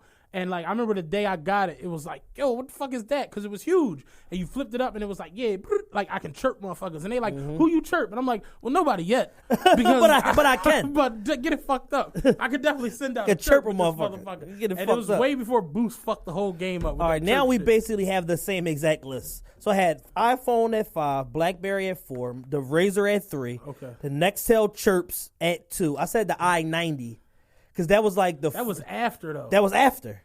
But the i90, like, I remember we was in Atlanta. We all had the i1000s. And then my man, Ern, who had the account, popped up with the i90. And I was like, yo, what the fuck is that? The little small blue that shit fucked my head up, dog. The i1000 was like, if you had, like, to me as a kid, when I used to see, like, white men, because they was the only motherfuckers you seen, it was like, oh, he worked for the government. Like, something crazy had to be going on that you got an i1000. So it was like, when I finally got one, you couldn't tell. I felt like, yo, like, I made it in society. I got this motherfucker. So what's your number 1? Sidekick. The Sidekick. I just said Sidekick 1 through 92. Yeah. Like, whatever one they ended off on. Yo. Listen, I had up to, like, Sidekick 6 or some shit. Like, the Sidekick was so dope and so innovative. I wouldn't have got my college degree if it wasn't for my Sidekick. Because I used to put all my cheat sheets and my notes in the Sidekick. Nobody had the Sidekick, so it's like the teacher's not expecting you to be cheating off that motherfucker. So they think I'm using a calculator. No, bitch. The answer to the test is in this motherfucker. I owe my college degree to my Sidekick. That's what's up. Yeah, the Sidekick was the shit. Sidekick is the greatest. I wasn't a super fan of Sidekick 2, but Sidekick 1 and Sidekick 3, they were definitely the shit. Sidekick Color. Yeah, Sidekick Color. When the Color do you remember the first time you seen the Sidekick? Yeah. My first time was Fab had a video, It's My Party, and he had the fucking Sidekick, and I was like, what the fuck? Now, with that being said, you know some shit I never had? I never had a two-way. Like I was supposed to, freshman year of college. Motorola pager. Yeah, freshman year of college, I was supposed to get a two-way. They were supposed to be $400. Me and my man both took part of our refund check and went and gave the money to this nigga from fucking Atlanta. And it was $800, and the nigga never gave us our two-ways. He ended up giving us our money back. We only got like $700 of the money back. So nigga basically finessed us for a bean, and we never got these fucking two-ways. Terrible. I wanted a two-way bad as shit. Damn. Finessing been going on forever. Forever. I did have do you remember the little small two-ways? The colored ones? They was like red, one was green, one was purple. I had a green John. My sisters had them. I had a green John 12th grade, but I never had the big star. Like, looking back on it, beepers John was weird as shit. Pagers, all of that shit. Like, motherfuckers would straight pick up their phone, call your beeper, you'd see the number, they'd pull out their cell phone, call you back, and then call you. like you could have just cut the middleman out and just called me. You could have crushed the middleman and just fucking called me, my man. Yeah, I never had a two-way. I had a beeper, like an actual beeper. I had a beeper. I had a beeper at a young age. Like my mom spoiled the shit out of me. I had to go to Woodland Ave to pay my bill beeper. You know what I'm saying? Yeah. Like I had one of those.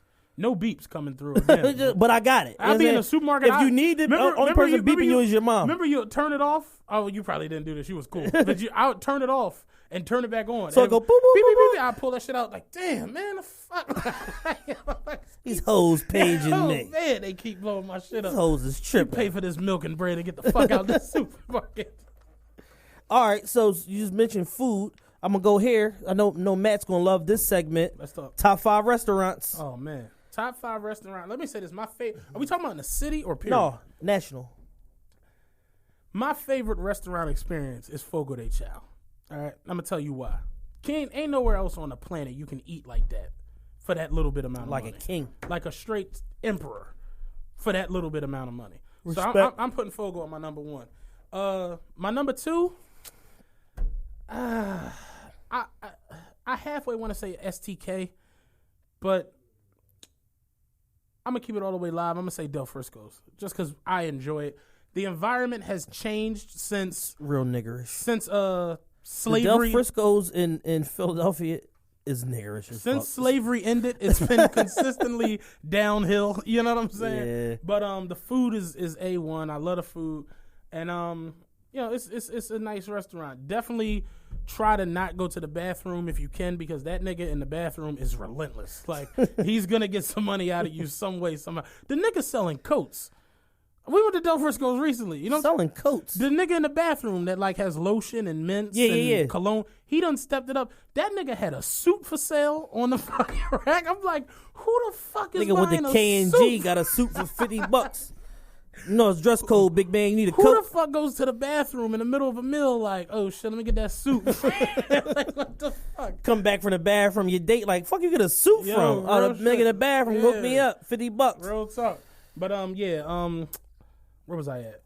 Fogo de Chao, Del Frisco's. I'm gonna put Cipriani's in New York. That was one of the best dining experiences. Never been there. That was one of the best dining experiences. If you listen, you gotta have a coat. Again, you might buy the jacket from the suit, buy the suit nigga from the bathroom, right. But you gotta have a coat. When I went, I didn't have a coat. They went. Apparently, it was some big mobster niggas who had just left. They had a coat for me in the joint. But you gotta. It's a nice restaurant. STK. I'm gonna put that right there, and keep it all the way hood, man. Cheesecake Factory. That's respectable. Yo, for the culture. For the culture, man. Cheesecake Factory. Let's talk about Cheesecake Factory on the way over here, man. I might go to Cheesecake Factory tonight. Fuck it. Matt got the wheels turning in my head. Might gotta go get me some Snickers cheesecake. Fuck that. All right, so my top 5 restaurants. I love Asian food and Asian fusion food. So my top 2 on the list are the same fucking restaurant, Philippe Chow and Mr. Chow. Okay.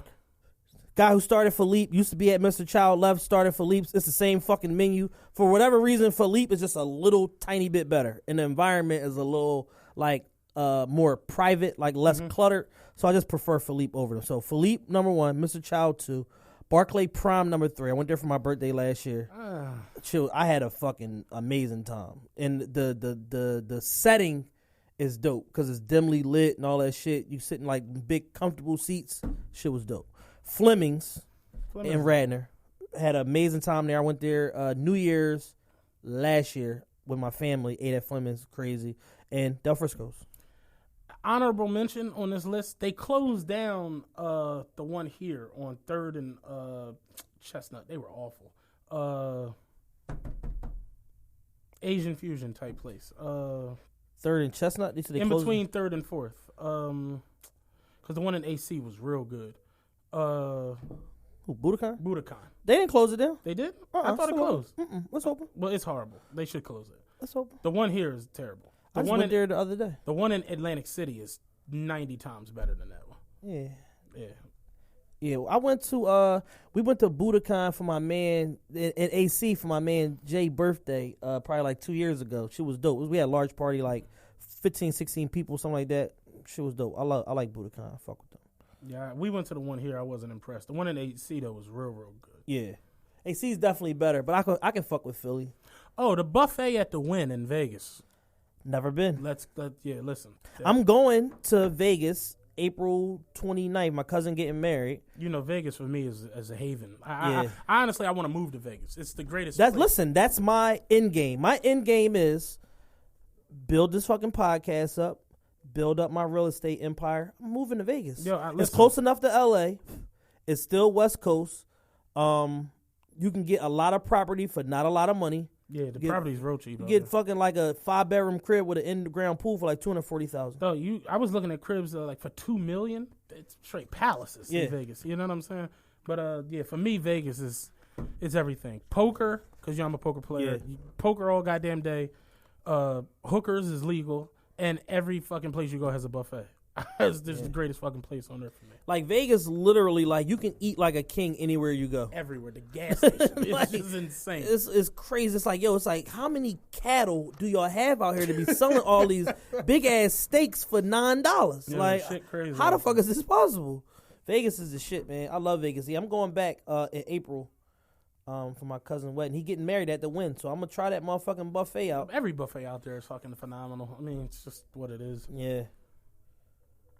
All right, so we got a couple more. You want to hit the sports categories, and then we can start getting into. Let's do this. Your top 5 sneakers ever. Oh, that was at the top of my list. Number 1, and it's just changed. I just told Matt this the other day. It just changed to this the other day. Jordan 4, the bread colorway, black suede, gray bottom with the red accents. That's my number 1 shoe. It used to be the Cement 3. The bread 4 is just like a classic ass silhouette. Number 2, the Jordan 1 band colorway, black and red.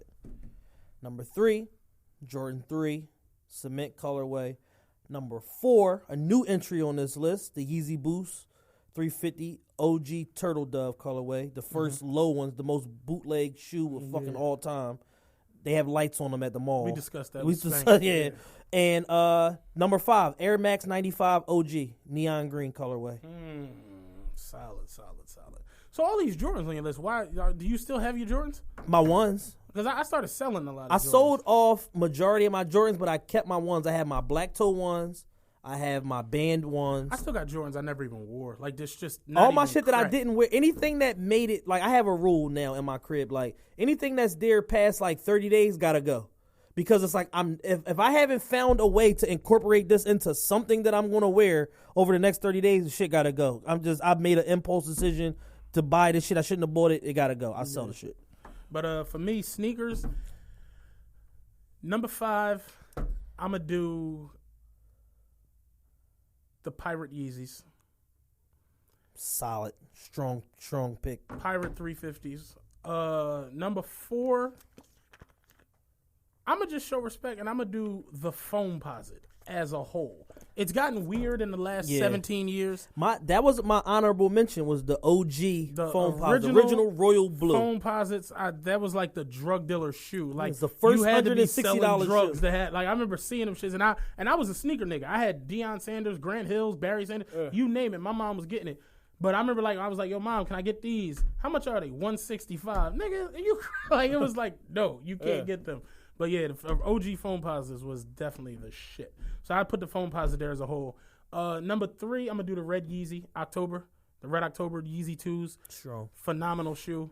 Number 2, the South Beach LeBron. Because I feel like the South Beach LeBron completely changed sneakers where we at now. That's where shit, that was around 2011, 2012. No, before that, 2011. When he went it was like 2011. Well, 2010. Yeah, that shoe. Because it was the preheat. Single-handedly created a resale market in the sneaker market. It changed the whole sneaker And once Nike saw that shit, everything became like a limited, like, oh, it's just out and you get it if you get it released. Let me tell you how crazy this was. The South Beaches came out. Ra got 4 pair of them from House of Hoops just because he liked the color. Bought them. Kept them. Maybe a couple weeks later, he started selling them. And then, like, the prices, I'm like, it's no way you sold that sneaker for that much. He's like, yeah. And it was like, wait, what? So then I wound up getting my pair through, I guess, dude and the chick. Dude was like doing some shit in sports. I guess he played football or something. Yeah. Him and his chick was going through some bullshit, so she was selling a bunch of his shit. And luckily he wore a 15. I got a pair of South Beaches at the time, which seemed like it was crazy, for $525. Right. And it was like, no, people are paying $1,500 for these motherfuckers. I remember. So I paid $525. I remember stalking the South Beach and the Grinch Kobe at the same time. I never got my hand on the and I was. You had some Grinch Kobe's. I hated you. I never got my hands on some Grinch I Kobe. ended up selling them years later for like $500, worn and everything. It was so That's good the condition. crazy part where sneakers is now. You can sell worn sneakers. Yeah. I remember stalking the South Beach LeBron and the Grinch Kobe at the same time. I knew I was going to New York on X amount of time, so I went to Flight Club. They had sold the fucking LeBron. The LeBron was priced at like $420.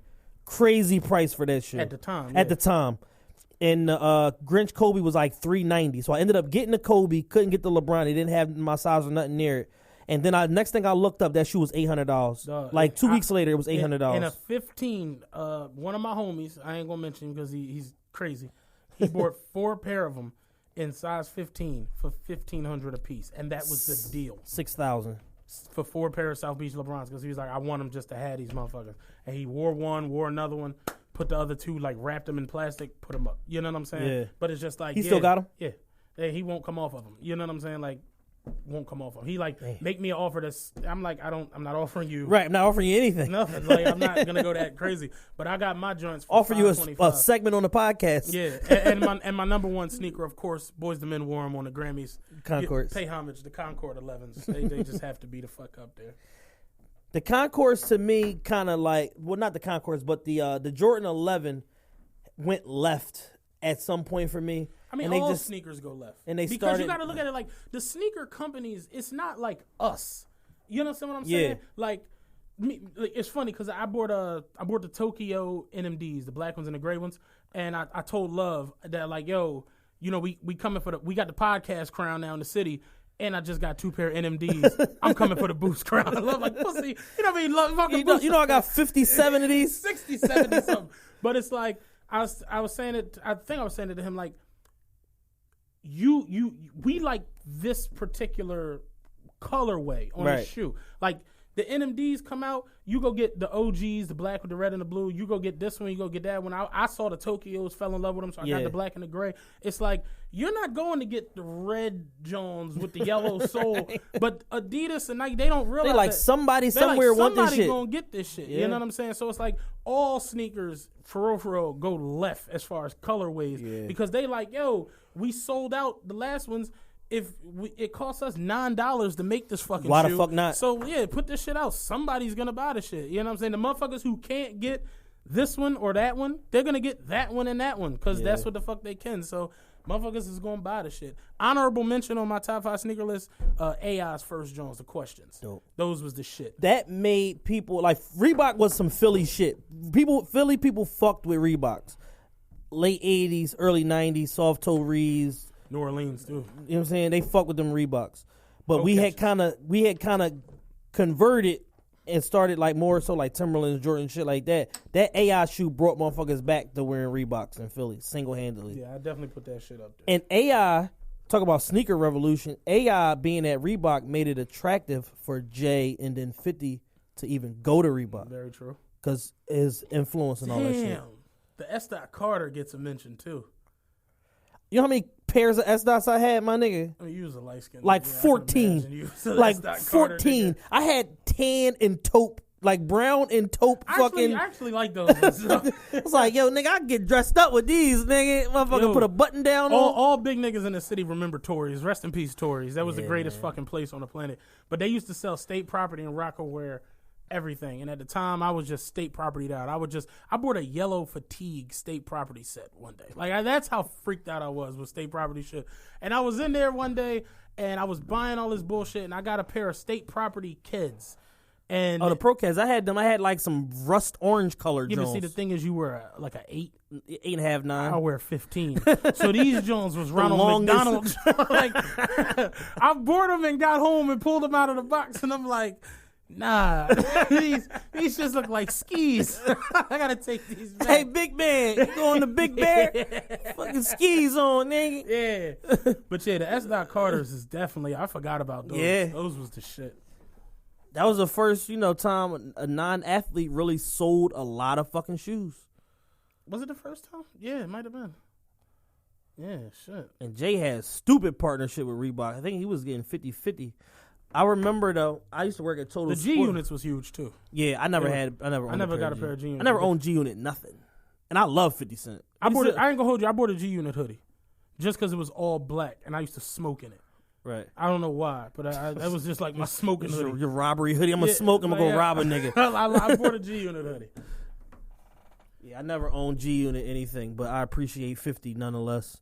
We talked about sneakers, so let's stick in like sports categories, and I think we could kind of like wrap this shit up. We threw a lot of information at people today. This is gonna be an argument. I already know. But they're gonna argue everything, like every single thing. So, top 5 hoopers. You want mine? Yeah.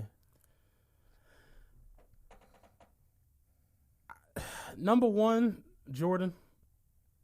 You say that with like some like kind of don't want to give it to like you don't want to. You want to say Kobe, but you don't want to get fried. No, I don't give a fuck about a frying. Fuck them, all of y'all. I got Jordan at 1. At 1A, I got Kobe. Okay. Because they the same motherfucker. The same heart, same determination, same will. Yeah. Like, I seen Kobe shoot them foul shots with a blown Achilles. I've actually gone through a fucking torn Achilles where the boot, like, you can't walk up the steps. I seen Kobe fuck his right shoulder up and then score 36 on the Celtics with all lefties. Like, motherfuckers big up Jordan a lot. Like, the flu game, that nigga was drunk. That nigga ain't had no fucking flu. Too much Utah pussy. Real shit. Like, you ever had the flu? You can't stand up. Yeah. You can't get out of bed. You're not dropping flu. 36. You're damn sure not going to do that. You understand what I'm saying? Jordan was drunk that game. But I got Jordan at 1. Jordan did something that I don't think you're ever going to see again in sports. 88. That nigga led the league in scoring. He averaged 37. Yeah, 37.1. He won the MVP. He won the defensive player, and he won the dunk contest. I'm the illest nigga from Nebraska out these motherfuckers. So I respect Jordan. I got Jordan at 1. I got Kobe at 1A. At 3, I know I'm going to piss people off. I don't give a fuck. I got Shaq because Shaq is the most dominant force ever, maybe ever in sports. The nigga Shaq has a video game that has nothing to do with basketball. If you don't respect Shaq, fuck you. Like a Shaq food. Straight up. At 4, I had Shaq food. At 4, I got Tim Duncan. Probably the best power forward ever. And I'm going to just keep it all the way at being with you, dog. I respect the nigga now way too much to not put him up there. I got Bron at 5. And that's just what it is. Solid list. I got Wilt at 1. No. West Philadelphia's own. No. 100 points in the game. You've never even seen a Wilt game. I don't give a fuck. The nigga did, like, this is crazy. They got video of Babe Ruth hitting home runs, the Titanic going down, all this shit. They don't have no video of Wilt's beam. Well, he's holding a picture that say 100. He could have bagged 100 bitches. Okay, he averaged 50. That's cool. They documented that. I get it. Nobody did that. He's 7'9", and he was playing against 8. I understand he was playing against trashmen, but you know he did what he was supposed to do against trashmen. He fucking dominated at the highest level. Not trying to be funny. You put me in a league that's like 10 and under, I'm going to crush in the 10 and under league. Not trying to be funny. That's equivalent of what it was. But at the same time, there was some sort of competition. He didn't win 19 championships. He won 2. He was competing with somebody. They fucking won 19 championships. This is how good Wilt was. Wilt was an Olympic level track star. Yeah. Best basketball player in his era, hands down, as a singular player. The motherfucker, they kept saying all these holes in his game. He decided to say, I'm going to cut my scoring average to 30 so I can lead the league in assists. Who the fuck does that at 7'1"? Nobody. Wilt's number 1. Shaq a dog that nigga. And he fucked my aunt. So shout out to Wilt. You know Your aunt told you this? My cousin told me this about my aunt. Is it documented or is Wilt just in a picture with her and they like, oh yeah? No, it was like it's like a family story. It's like, yo, you know Wilt fucked your aunt. Shaq, Duncan, LeBron, Jordan, Chris Paul. I don't like Chris Paul. I hate Chris Paul. Our engineer just gave us his list. He's got Shaq, Duncan, LeBron, Jordan. Pretty much my list. And Chris Paul. I want to punch Chris Paul for basketball reasons alone. I never I remember when they was like, oh, the Lakers got him. I didn't want him. I wanted him. Don't get it fucked up. Not for El Odom and Pau Gasol at the time. He's a fucking crybaby. I was never an overtime. All right, so my top 5: Wilt, Jordan, Kobe at 3. I put Bron at 4, and Magic and Bird tied for number 5. They the same fucking person. I forgot about Magic. God damn it. Magic and Bird are the same fucking person, but Bron would crush both of them. Bron would crush both of them. Can I put Shaq and Magic together at number 3? Yeah. All right. I respect that. Jordan 1, Kobe 1A. Number 3, Magic and Shaq. 4 Duncan, 5 LeBron. Listen, folks, don't go crazy. I didn't write this down. Chad did. I 100% forgot about Magic. Can't forget about Magic. That's horrible on my Magic and Bird, all time greats. Bron will crush both of them. Kobe will put both of them in the fucking in the Nutra Ninja and make mincemeat out of them. Straight up and down. Like if you think Jalen Rose as a 2000s era modern era athlete couldn't keep up with Kobe, think about an 80s level conditioned athlete trying to keep up with Kobe. I've spoke on my homie Jake. It's like one of my best white friends. We talk all the time and we always go at it about everything. And I like Jake because he rides for like the white person, but it doesn't come off as racist. Okay. It's sort of like me. Like when I watch Family Feud, I'm rooting for the black family. Right. It's not racial reasons. It's just they black, so I'm rooting for him. So it's like he always he rides for like the white elephant in the room, like the Eminem. He's gonna ride until you sock him. He's gonna tell you Eminem's better than Biggie and everybody else. And like Larry Bird is the same shit. We were arguing one day. He's like, "Yo, Larry Bird was so skilled and so smart that Bron wouldn't be able to like." I'm like, "Yo, not trying to be funny. He danced circles around Larry Bird. Like it wouldn't even be close." I respect Larry Legend and all that shit. Bron is a basketball god, man. He fuck basketball. He an athlete. Like he a true god. It's like all that athlete. shit that Bird was doing against them trash men and them guys who was working at motherfucking Safeway on the weekends. Bird was laying up Bill Laimbeer. Like, you know what I'm saying? Bill Laimbeer not even in the hall. Like, it's just what it is. Like, you talking about arguably somebody that can jump out the gym, the greatest specimen in like basketball history, like block any fucking shot. Real shit. It's like all that separation that Bird was getting, you're not getting it against LeBron. He might score. They play 1-on-1. He might score 3. Oh, here go one for you. We've got our top 5 now in basketball, right? Yeah. We didn't have this on the list, but I'm gonna throw this one out there. Your top 5 athletes, not sport, right? Not just athletic ability. Your top 5 athletes. Deion Sanders is probably number 1. I was gonna put Deion on the list, but I wasn't gonna put him in number 1. It's between Deion and Bo Jackson at number 1, but Deion did it for longer, so I probably give it to Deion. Bo was the only person to ever make the All-Star game in both sports, so true. I put Bo at number 1. Like Bo Jackson was phenomenal. Did you watch his 30 for 30? Did you watch shit when he ran up the wall? It's a freak of nature. The white boy was the third baseman was like, yeah, he just like ran up the wall for like 6 steps and came down, and we just like, yo, what the fuck? So I mean, it's between them two for number 1. Bo used to strike out and break bats over his head. Like that's like Greek god bullshit. Like I got Bo at number 1. At 2, I got Floyd Mayweather. Explain. It's like we said last time with Spank. Floyd's endurance. His conditioning. He's an athlete. For you to legit, like, not trying to be funny, for you to log 7 to 10 miles a day, that's crazy. I read one joint that said that he'll do 52-minute rounds with interchangeable people in the ring. Yeah. I don't know if that's true or not. No, that's fucking nuts. I told you, you don't believe it, dog? Watch that Shane Mosley fight, because Shane rocked him. Yeah, he was and almost in the 10th round, Shane was done. Yeah. Done. Shiny, you know, Shane's a shiny, greasy, light-skinned nigga. He was greasy as shit. That fucking activator shit was leaking all out of there. And Floyd was chilling on the stool like, yo, what we doing tomorrow? You know what I'm saying? Right. Like, you seen him after all these fights. He in the club. He an athlete. Every sense of the word. Bo 1, Floyd 2, 3, I got Bron. 4, I got Deion. And 5, I'm gonna go ahead and say Michael Phelps, because that's just some God-given shit for you to be able to do that for that long. Honorable mention, Usain Bolt. Usain Bolt's a freak of nature. Nature. When they talk about everybody I just mentioned was straight freaks of nature, like straight up and down. Like with Usain Bolt, like when you talk about like, you know, just natural build and like strides, and you know what I'm saying, it's like he's a locomotive. You know what I'm saying? Like is the way he's able to get the top speed. Just because it's like, yo, he breaks a world record every time he runs, and then like he's in the party drinking Red Stripes. Like, yeah, motherfucker just like doesn't even try. It's God given. There's nothing you can do with that shit, man. Top 5 quarterbacks: Tom Brady, John Elway, Joe Montana, Dan Marino, Troy Aikman. Troy Aikman, I'm a Cowboys fan, isn't in my top 5. Brady's number 1. It gets shady after that. Number 2 is Joe, probably. Number 3 is Marino. Marino over Elway?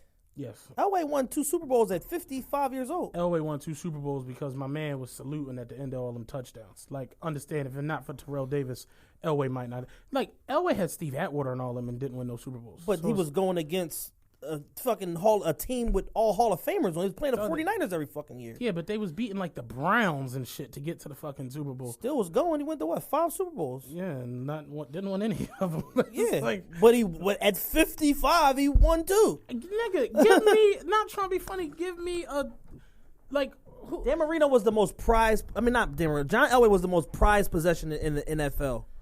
I hate John Elway. At a time. You know what I'm saying? The most any organization wanted John Elway. You can't name another Dolphin besides Dan Marino. From any era. From before what's his name that just went into the Hall of Fame. So you hold on. So you're giving Marino all his praise for being the best Dolphin. No, for having all these records and having no one to throw the ball to.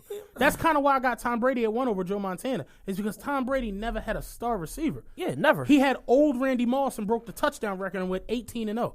So you imagine if he had a young Randy or a Marvin Harrison or Tim Brown or Isaac Bruce he might not, or any of them he might not have lost for 3 seasons. Tom Brady straight take Just and put him in the slot and just to have 90 yards and 2 touchdowns, like real shit. It don't matter who you put out there with him. That's why that's kind of where Marino was at. Yeah, I mean, to me it's Brady and then everybody else, but I gotta give. I got Brady, I got Elway. Brady, Joe Montana, Dan Marino. Man, Warren Moon could go up there. It gets shady after that top 3. Yeah, because it's like Warren Moon, Steve Young could go up there. Arguably, Aikman could be up there. Yeah, I'm going to just say Brady, Montana, Marino, and I'm going to cut the deck with the rest of you niggas. Like, Peyton, maybe. But then it's like Eli, maybe, Brett Favre, for his postseason performances. My thing is... Aaron Rodgers is probably on that list. Let me do that. I'm going to put Aaron Rodgers at fucking 4. Fuck Brett Favre. Because Brett Favre... Can I speak about this real quick? Yeah. Ron Chuck know exactly what I'm talking about. Anybody knows me know I gamble. I bet on sports, all this bullshit. We had a 10-team parlay. I had $40,000 riding on this shit. I had hit 9 games. Shout out Rich. Rich is always down Delaware Park. I see him all the time. Motherfucking 10-team parlay, 9 games down. Brett Favre on the fucking Vikings. The Vikings are getting 4 points. So that means they can lose, but not by 5. The Vikings are up 10 points with 5.5 to go. I'm like, we're about to hit this fucking 10-teamer. Ra had red on it. Chuck, Lee, all. I know my ticket is. I got 40 fucking stacks on this bullshit. Brett Favre throws a pick 6 with like 4 minutes left. Pick 6. They run it back. All right, cool, whatever. We not tripping. We still up fucking 3. It's all good. Brett Favre gets back in. A minute 55 left. This nigga throws another pick 6. And then to make matters worse, the motherfuckers run it back and then go for 2. So now they're up 5 and we lose the 5. I couldn't believe, my heart dropped. I'm like, Brett Favre's a fucking nightmare. A fucking lose. That made me hate him after that. Like, straight threw away fucking $40,000 fucking with Brett Favre. Yeah, he's a fucking nightmare. So yeah, Brett Favre's not going on my top 5 list just because of that. I don't give a fuck how many touchdowns he threw. He's got every good record and then he's got every bad record. Yeah. You know what I'm saying? He's just an example of it's like if you stay in the game long enough, you'll make some good plays, but you'll make some bad fucking horrible plays too. Listen, I'm never buying no Wrangler jeans. I'm never buying no copper fucking knee braces. I fucking hate everything about Brett Favre. Straight up and down. But yeah, we're gonna we got a couple more. Yeah, let's do like 2 more. I want to do TV shows in my favorite category of all, weed. All right. So, top 5 TV shows. This is my list. It's kind of in order, but kind of not. I don't think it's in order. The Wire, Breaking Bad, Martin, Homeland, and Sopranos. Top 5 TV shows: Entourage, number 5, Fresh Prince, number 4, Martin, number 2. Fresh Prince, number 4, Martin, number 3. Seinfeld, number 2. Respectable. The Wire, number 1. My thing with Fresh Prince is this. I loved it. I've seen every single episode of Fresh Prince, at minimum 2 times. But it's not like I don't stop what I'm doing to watch Fresh Prince the way that I do with Martin. I'm all right. Because, it's all perspective. Yeah. All right, so my dad, I don't think you've ever seen my dad. My dad really was Uncle Phil. Like that same going bald but not really bald, big beard. He used to yell at me and call me names and shit. The same way Uncle Phil would call Will like a big-eared freeloader, and he'd call Carlton Squarehead. That was my pop. You know what I'm saying? So it was like Uncle Phil really was like my pop. You know what I'm saying? So it was like Aunt Viv was really my mom. Like my mom was all about education and would snap her fingers and roll her. Like my mom was like, it was literally like a TV show about me. You know what I'm saying? Right. And it was like I was Will. Like I was the... like I don't really get into too much, but I got new Jordans and shit was about my life. So it was like Fresh Prince was the shit to me. My sisters was Ashley and fucking Hillary. You know what I'm saying? Like it was literally like that. So Fresh Prince was the shit to me. Fam. Gotcha. And then, like shows back in the day used to have real issues and real topics. Yeah. Like shit now, these reality shows, it's so sad sometimes watching this shit. Cause it's like you look at, they used to have like the Christmas edition, the Valentine's Day, and all like you look at like shit when Carlton and Will got pulled over and they got arrested. Remember driving Phil's partner's Benz down to Palm Beach and all like those, and then like what's that called? Racial profiling. Like it was real live issues that went on in them shows. So it's like that's why you always got to remember those Family Matters. You know what I'm saying? Full Houses, Step by Steps, all that type shit because. Sitcoms back then, they weren't just funny. They had a real live message, a real live undertone to the whole show. But Martin was clearly... I watched the shit the other night with Dragonfly Jones. Cried. Cole was trying his hardest to not laugh because Martin was just that out of control. So Martin's up there. Seinfeld's the best written sitcom ever. And forgot about Seinfeld. And The Wire is... The Wire's writing, the character depth. The fact that they tied in real life with the show. And the way that you tie in, like when you go back and view the seasons and individually and in their totality and how it all fits together, best writing in television history. I seen Avon the other day. He was doing an interview. It's crazy I call him Avon. Wood Harris. Yeah. And they were asking him what was his favorite seasons of The Wire. He said number 3. And I'm like, it's crazy because I would have put 3 at like... Was that the Docs? No, the Docs was 2. Docs was 2. 3 was... them losing the towers and Marlowe's emergence. Number 1 was them with the towers and the low rises. Yeah. 2 was the Docs. I love the Docs. 3 was Stringer trying to be a fucking businessman and Avon going in and out the whole jail situation. Them losing the towers, having to give half the shit to Prop Joe, and then Marlowe coming on the scene. Yeah. 4 was the kids, and then 5 was the newspapers and all. It's like my thing with The Wire was always this. Like I was. How about that? Top 5 seasons of The Wire. I loved. Let me just do this before 4, 2, 1, 3, 5 for me. 4 was the kids. 2 was the Docs. 1 was of course the first one with D'Angelo.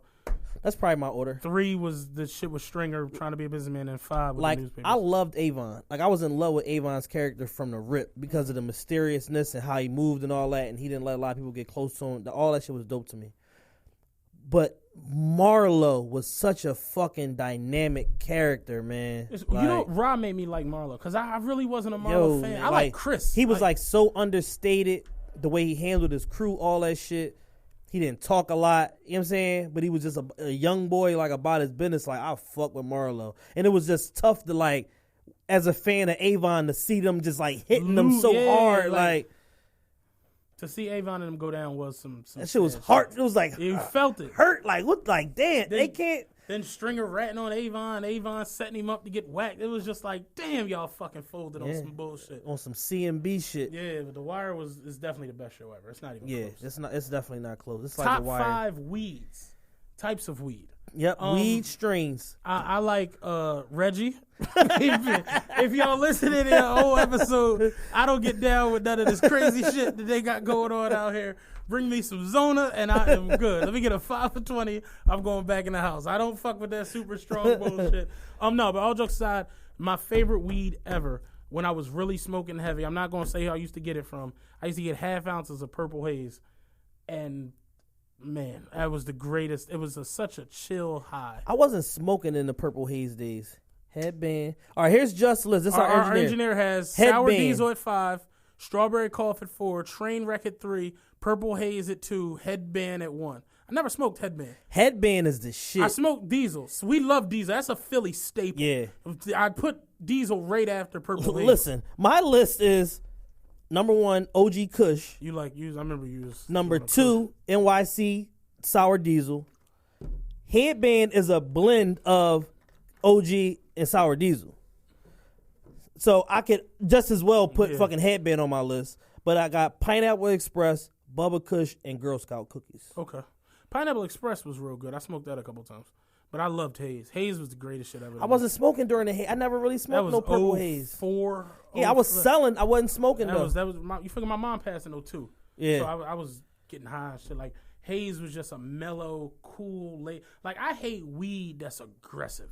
Remember that Death Star bullshit? Yeah. Like, I hate, if y'all heard a couple episodes ago, I talked about how much I hated that Death Star shit.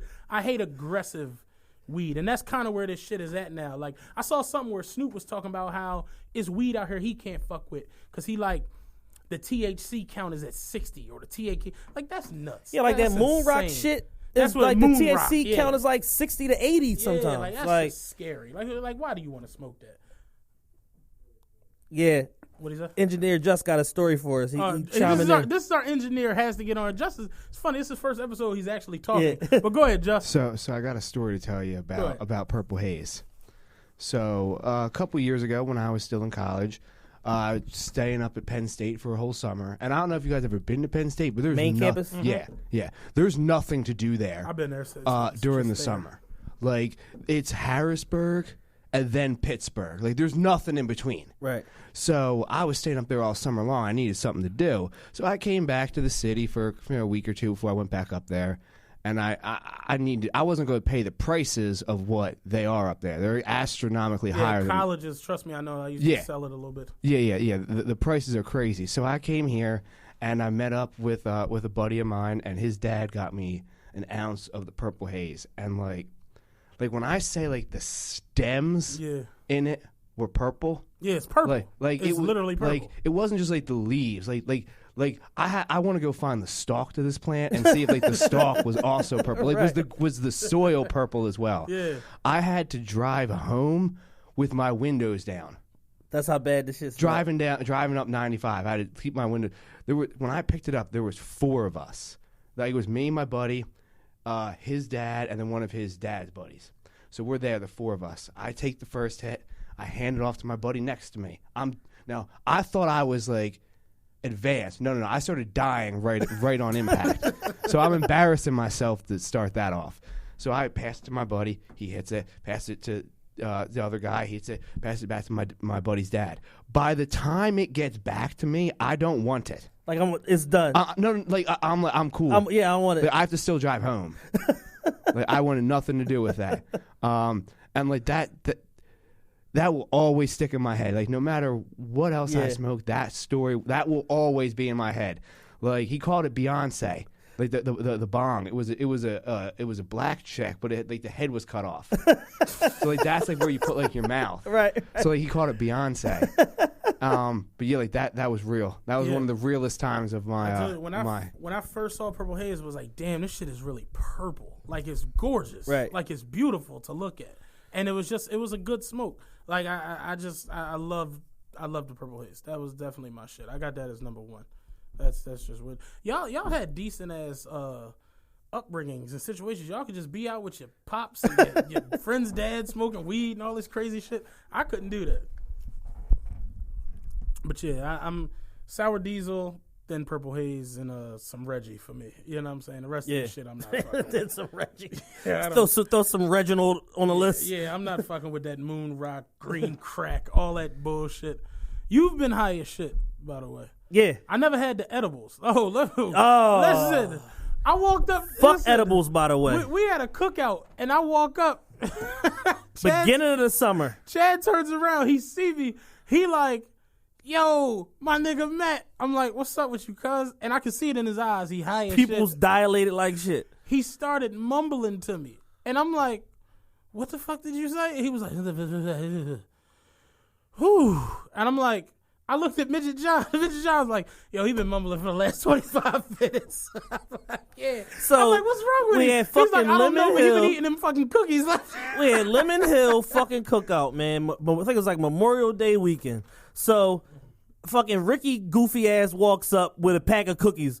Oh, Tech here? Yeah. All right, let me go get some. So I take a piece of his cookie. I'm eating the shit. I'm like, man, when the fuck is this shit going to take effect? It's taking too long. So I go over to Tech and I get like a fucking, like a muffin or something like that. So then me and AO split the muffin. I'm like, yo, when the fuck am I going to get high? Like, this shit is drawn. So I go back and buy something else. Like, so I done spent like a good $40 on edibles at this fucking point because I just keep going back like buying shit. But the problem with Tech's edibles is they taste too fucking good, so you keep eating them.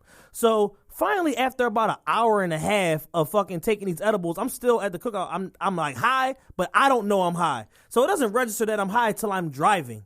So like I start getting like the like slinky feeling in my body, like yo, like I'm high as shit. So I had to drive from Lemon Hill all the way to fucking Longcrest, spin around.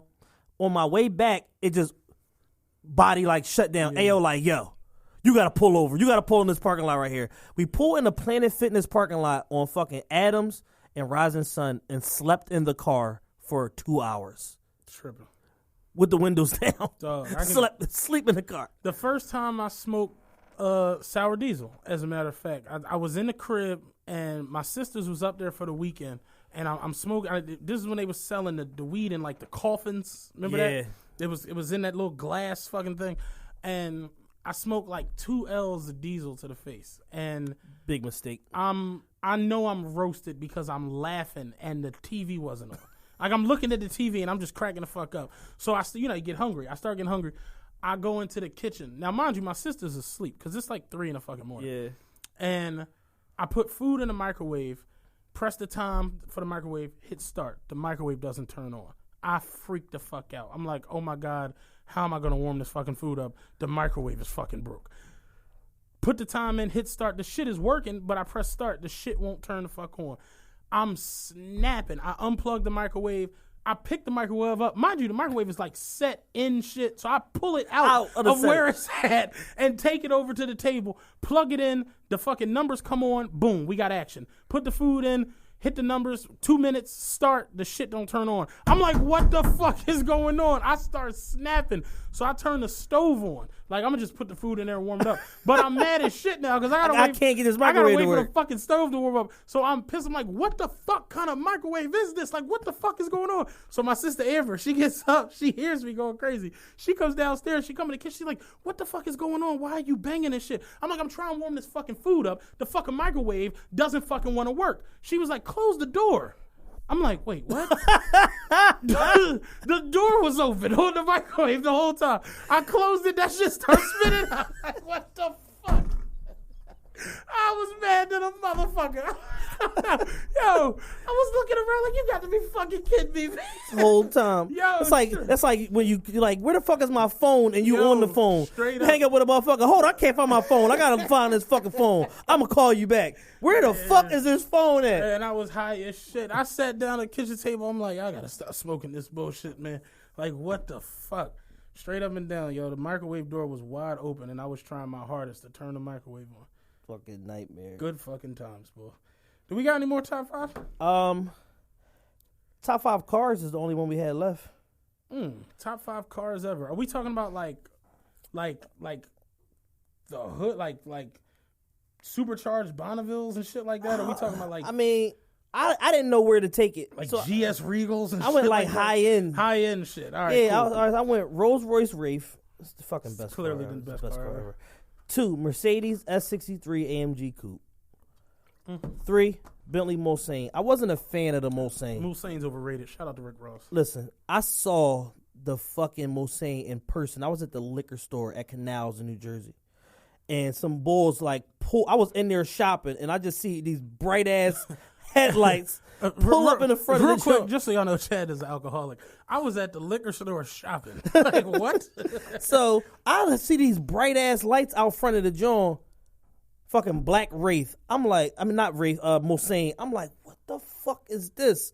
The shit is like a fucking boat it's on wheels. 25,000 feet long. Yo, it's like a fucking boat on wheels. Like, the shit got like this bright ass peanut butter brown interior. I'm like, oh my god. Benz of the coupe, most ain't overrated. It's like go ahead, finish your list. So that shit, like, and then then that night I saw another one, like a silver one or a white one or something like that in Southwest Philly, and I was just like, yo, this car is fucking ridiculous. Like I was like, I understand why Meek raps about the Mulsanne all the fucking time. You know what I'm saying? The shit is beautiful. The BMW Alpina B7.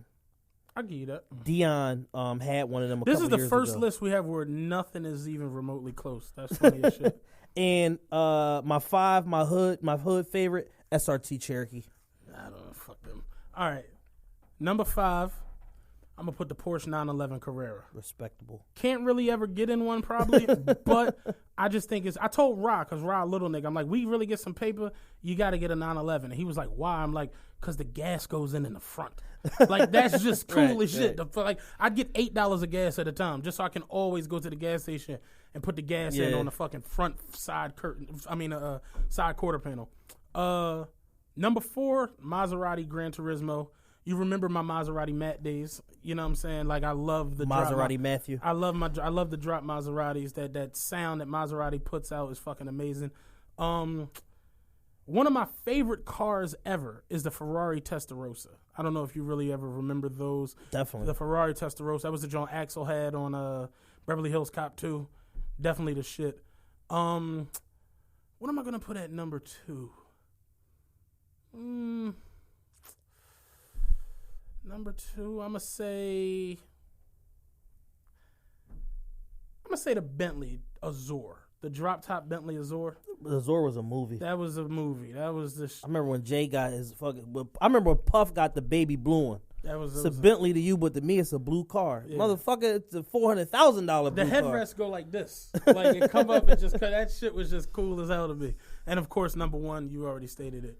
The Wraith. Yeah, the Wraith is another fucking level. It's something else. You got the constellations on the inside of the fucking roof, else. man. You know what I'm saying? It's a different animal completely.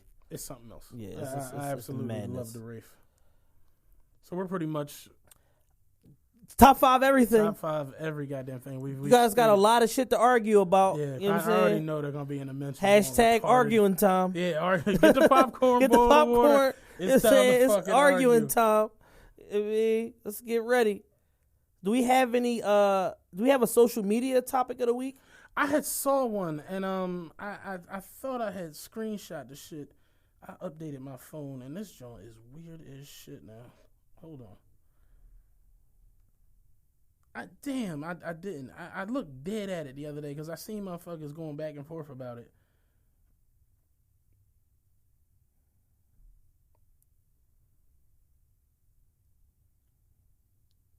You can definitely cut this time out, Just. Yeah.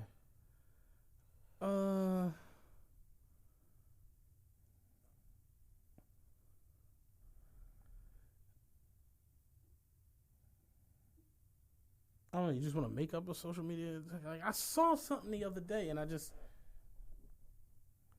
haven't really, other than promoting, I haven't really even been on social media the last few days to even, like, have any perspective. How much for it? Did you see the Hurt Bay shit? Oh, yes. Want to go into that? Yeah. Yeah, we could do that. All right, cool. So, how we going to start? So, this is not necessarily a social media question of the week, but more so like a topic. Issue. An issue. I don't know if you guys saw, I'm pretty sure you did, the Hurt Bay thing that was going on. That shit was painful to watch. Like, and apparently there was like there's an extended version of this shit on wherever the assholes who produced this website and shit. You know what I'm saying? I mean, you kind of brought that on yourself. It's like you got a light skinned nigga with like that Odell Beckham. Yeah, any nigga, that ladies, this is me hating or whatever, but any nigga with them fuckboy haircuts, you know I'm hating. Them tall, curly, aggressive looking haircuts, they're gonna fuck your mom. You know what I'm saying? It's just like they don't have no picks. No one's safe. If you got a dude that's got one of those ridiculous, it's like a nigger Bruno Mars haircut, fade on the side with like a mohawk in the back, and then it's like dyed AC Slaterish in the front, very like, AC Slaterish. Yeah, you asking for a trouble. Little bit of curl activator, some highlights on the tips. It's the equivalent of like you got a chick and like she wants to get her hair done and she buys like 30-inch bundles. It's just asking you're going to get cheated on. It's asking for trouble. You know what I'm saying? Any chick that's ever said, "Oh no, I can't do 28. That's not long enough," will fuck your weed man. You know what I'm saying? Shit. Everything. Because the weed man got the money for the bundles, so it's like you bringing the shit on yourself, man. Watching the shit was crazy though. He straight said she said she walked in. He had a bitch in there. It was like, yo, you gotta go. That's like Soulja Boy said. I was on a bus, right, and I had motherfucking Tiana Teller, my girl at the time. She on the bus with her girlfriends. Rihanna get on the bus. I say, Tiana, you my girl and all that. You gotta go. Rihanna on the bus. You know what I'm saying? Rightfully so. Right, you gotta go. You gotta get big fish, little fish. Yeah. Like you gotta go. If Rihanna come anywhere. My mom gotta leave. Mom, you gotta go. I gotta talk to Rihanna. Like, you know what I'm saying? I don't know where this is going. You know what I'm saying? Yeah. Rihanna might be coming for the dick. You never know. Rihanna's wild. She might be coming specifically to fuck you and give you $30,000. You gotta go, bitch. Yeah, I feel that. So I mean, I watched the Hurt Bay video. I was like, could have been worse. You could have been dealing with me. You could have been dealing with a nigga like me my girl, that would have just continually lied to you. My girl showed it to me. Like, did you see this? And I'm like, what is it? She showed it to me. I'm like, what is this about? She's like, I guess Boy was cheating on her, and they like face to face discussing the cheating. The why? Yeah, the why. And then, like, bitch, because it's Tuesday. Yeah, ladies, let me dispel this myth for y'all. Men don't need a reason to cheat, ladies. It don't mean he love you any less. It don't mean he love her more. It don't mean you ain't doing nothing right. Men are gluttons. You know what I'm saying? We're as faithful as our options. If a nigga ain't got no motherfucking options, he probably ain't cheating. But if your nigga is out every night of the week, it's pussy out there to be had, and he's probably chasing it or is chasing him. That's why I don't be out. That's what I'm saying. That's why I like Matt, a good, clean, wholesome brother. Go to work, bring that check home, walk the dog, stay in the house. You know what I'm saying? Nigga like me, wild fucking animal. I'm outside every fucking day almost. My homie pulled up on me the other day. He ain't seen me in a little minute. And you know I got the dog. Chad hates my dog, by the way. The dog mad aggressive. Yo, the dog my dog, she mad aggressive when Chad come to fucking house. When I'm walking her the other day, my homie pulled up on me. He was like, damn, what's up, Matt? I ain't seen you in fucking forever. What the fuck you doing with that little ass dog? I'm like, my girl got this joke. He like, man, you look ridiculous with that little ass dog. He like, it look like you up to something. It look like you out here on some bullshit. Take care of yourself. I'll holler at you. Take care of yourself. I'll holler at you. You look ridiculous with this straight dog. Straight up, he was pissed I had that dog, but my dog is my dog. My dog get a lot of comments and likes on my Insta when I buy this house, I'm getting a dog, man. I'm getting either a ridiculously small dog like a Pomeranian, or I'm getting like a French bulldog. I want an English bulldog. I always tell my girl I like them joints. We gonna get it. We dog people now, so it's like she wants another dog. I want a bulldog. I don't really want I don't want a pit just because.